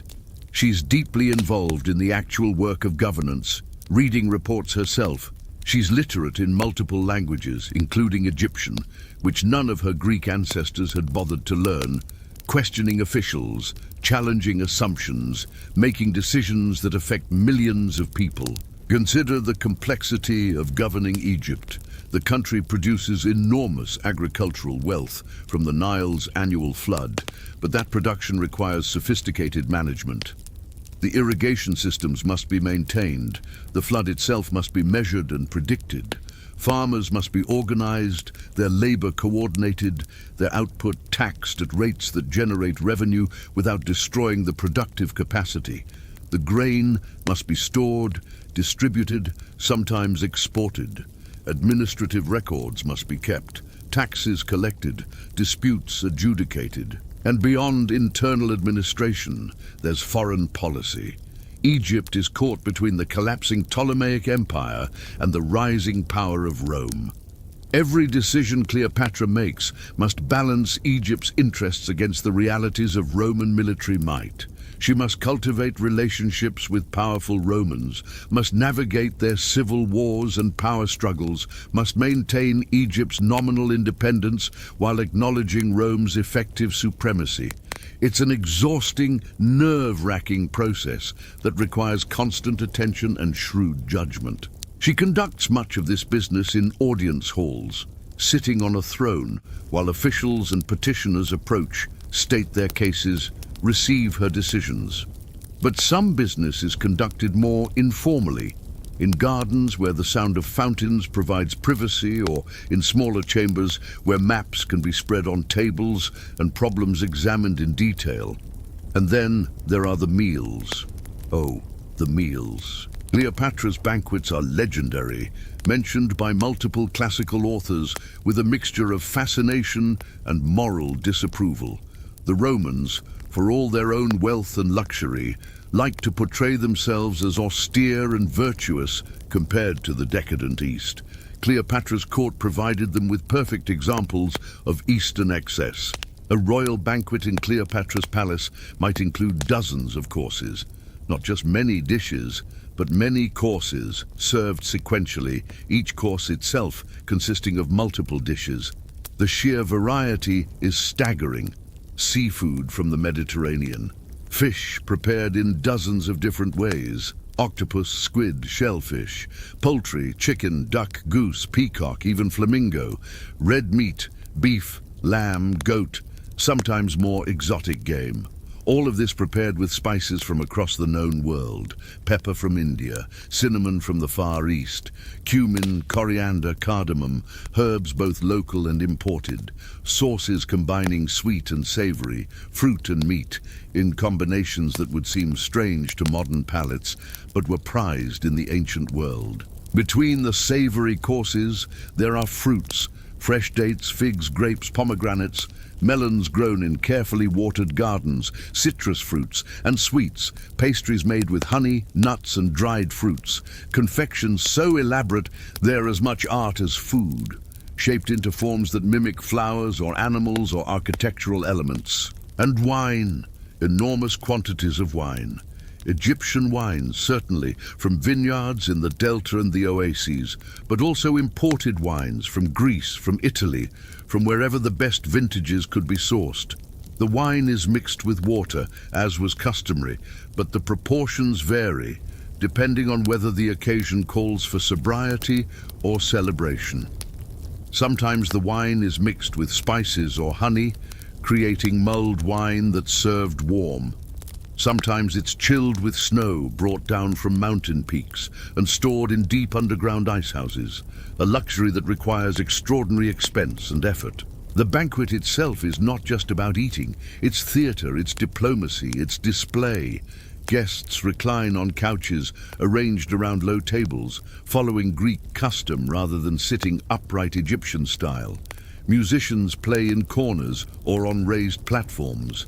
Dancers perform sometimes acrobatically, sometimes sensually, always skillfully. Poets might recite.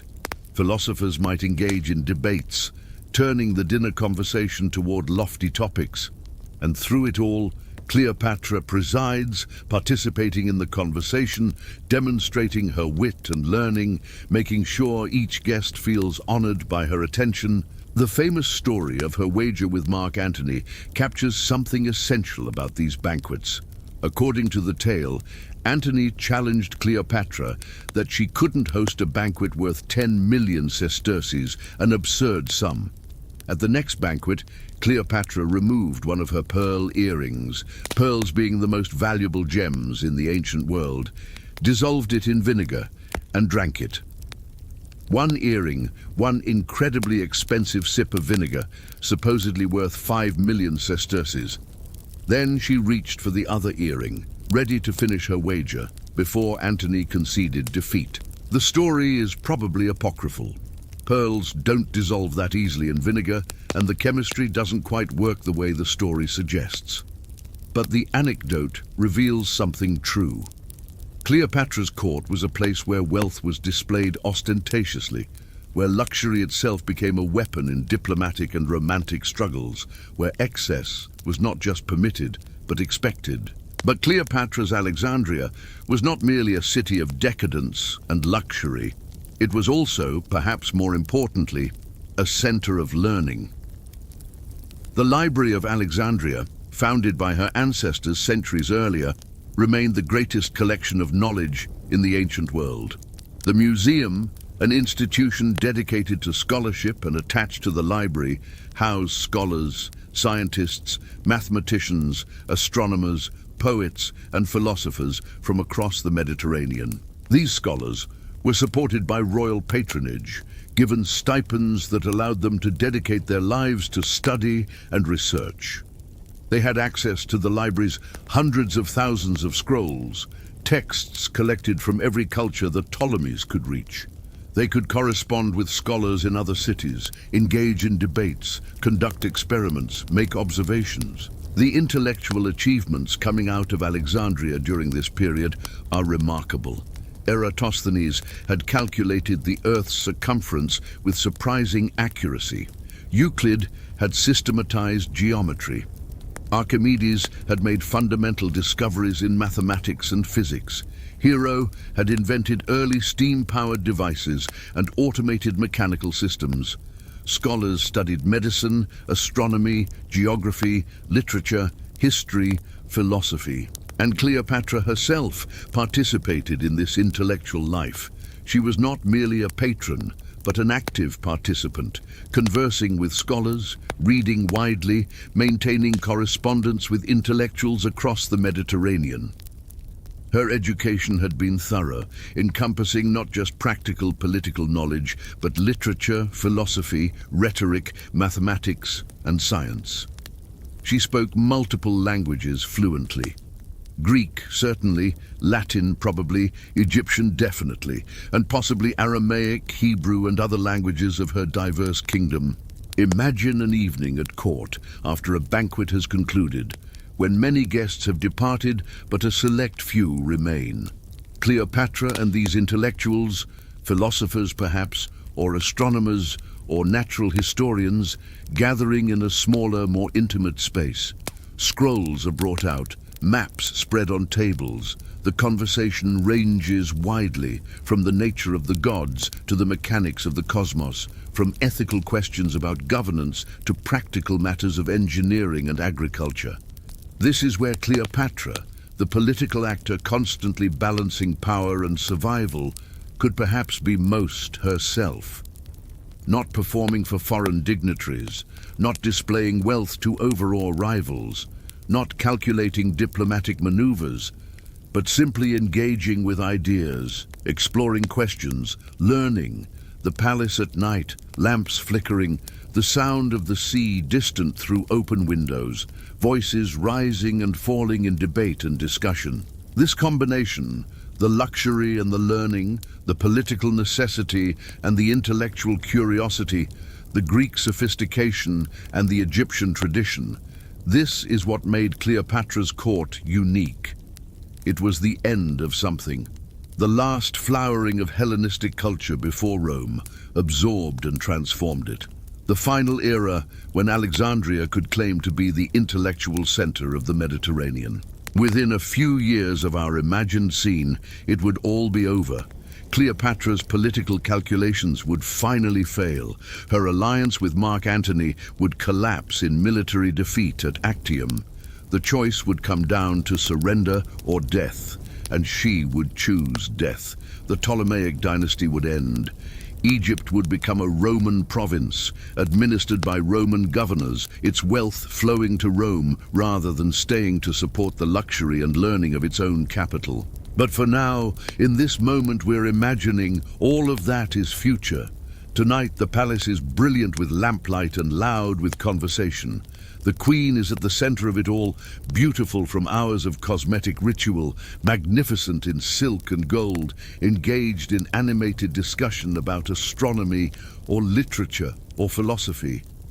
The banquet has been spectacular. The wine is excellent.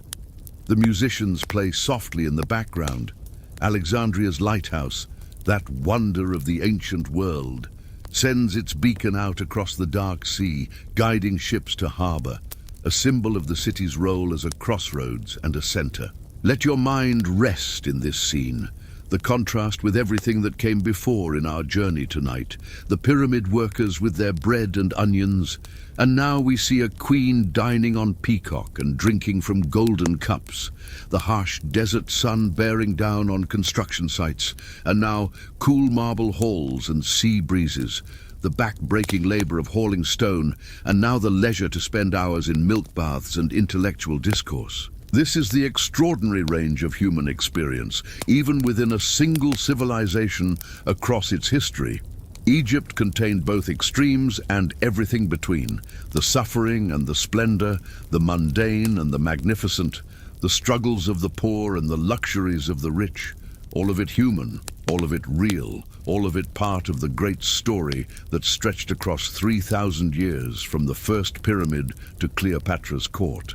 And perhaps there's something poignant in ending our journey here, at this moment of culmination and imminent collapse. Cleopatra's court represents the absolute apex of what ancient Egypt could achieve in terms of cultural synthesis, intellectual vitality, and material wealth. But it's also the last gasp, the final brilliant moment before everything changes irrevocably. The palace rooms will fall silent. The library will burn in stages, its irreplaceable scrolls lost forever. The scholars will disperse. The traditions will fade. Rome will impose its own order, efficient but less interested in local culture, less dedicated to scholarship for its own sake. Egypt will continue, certainly.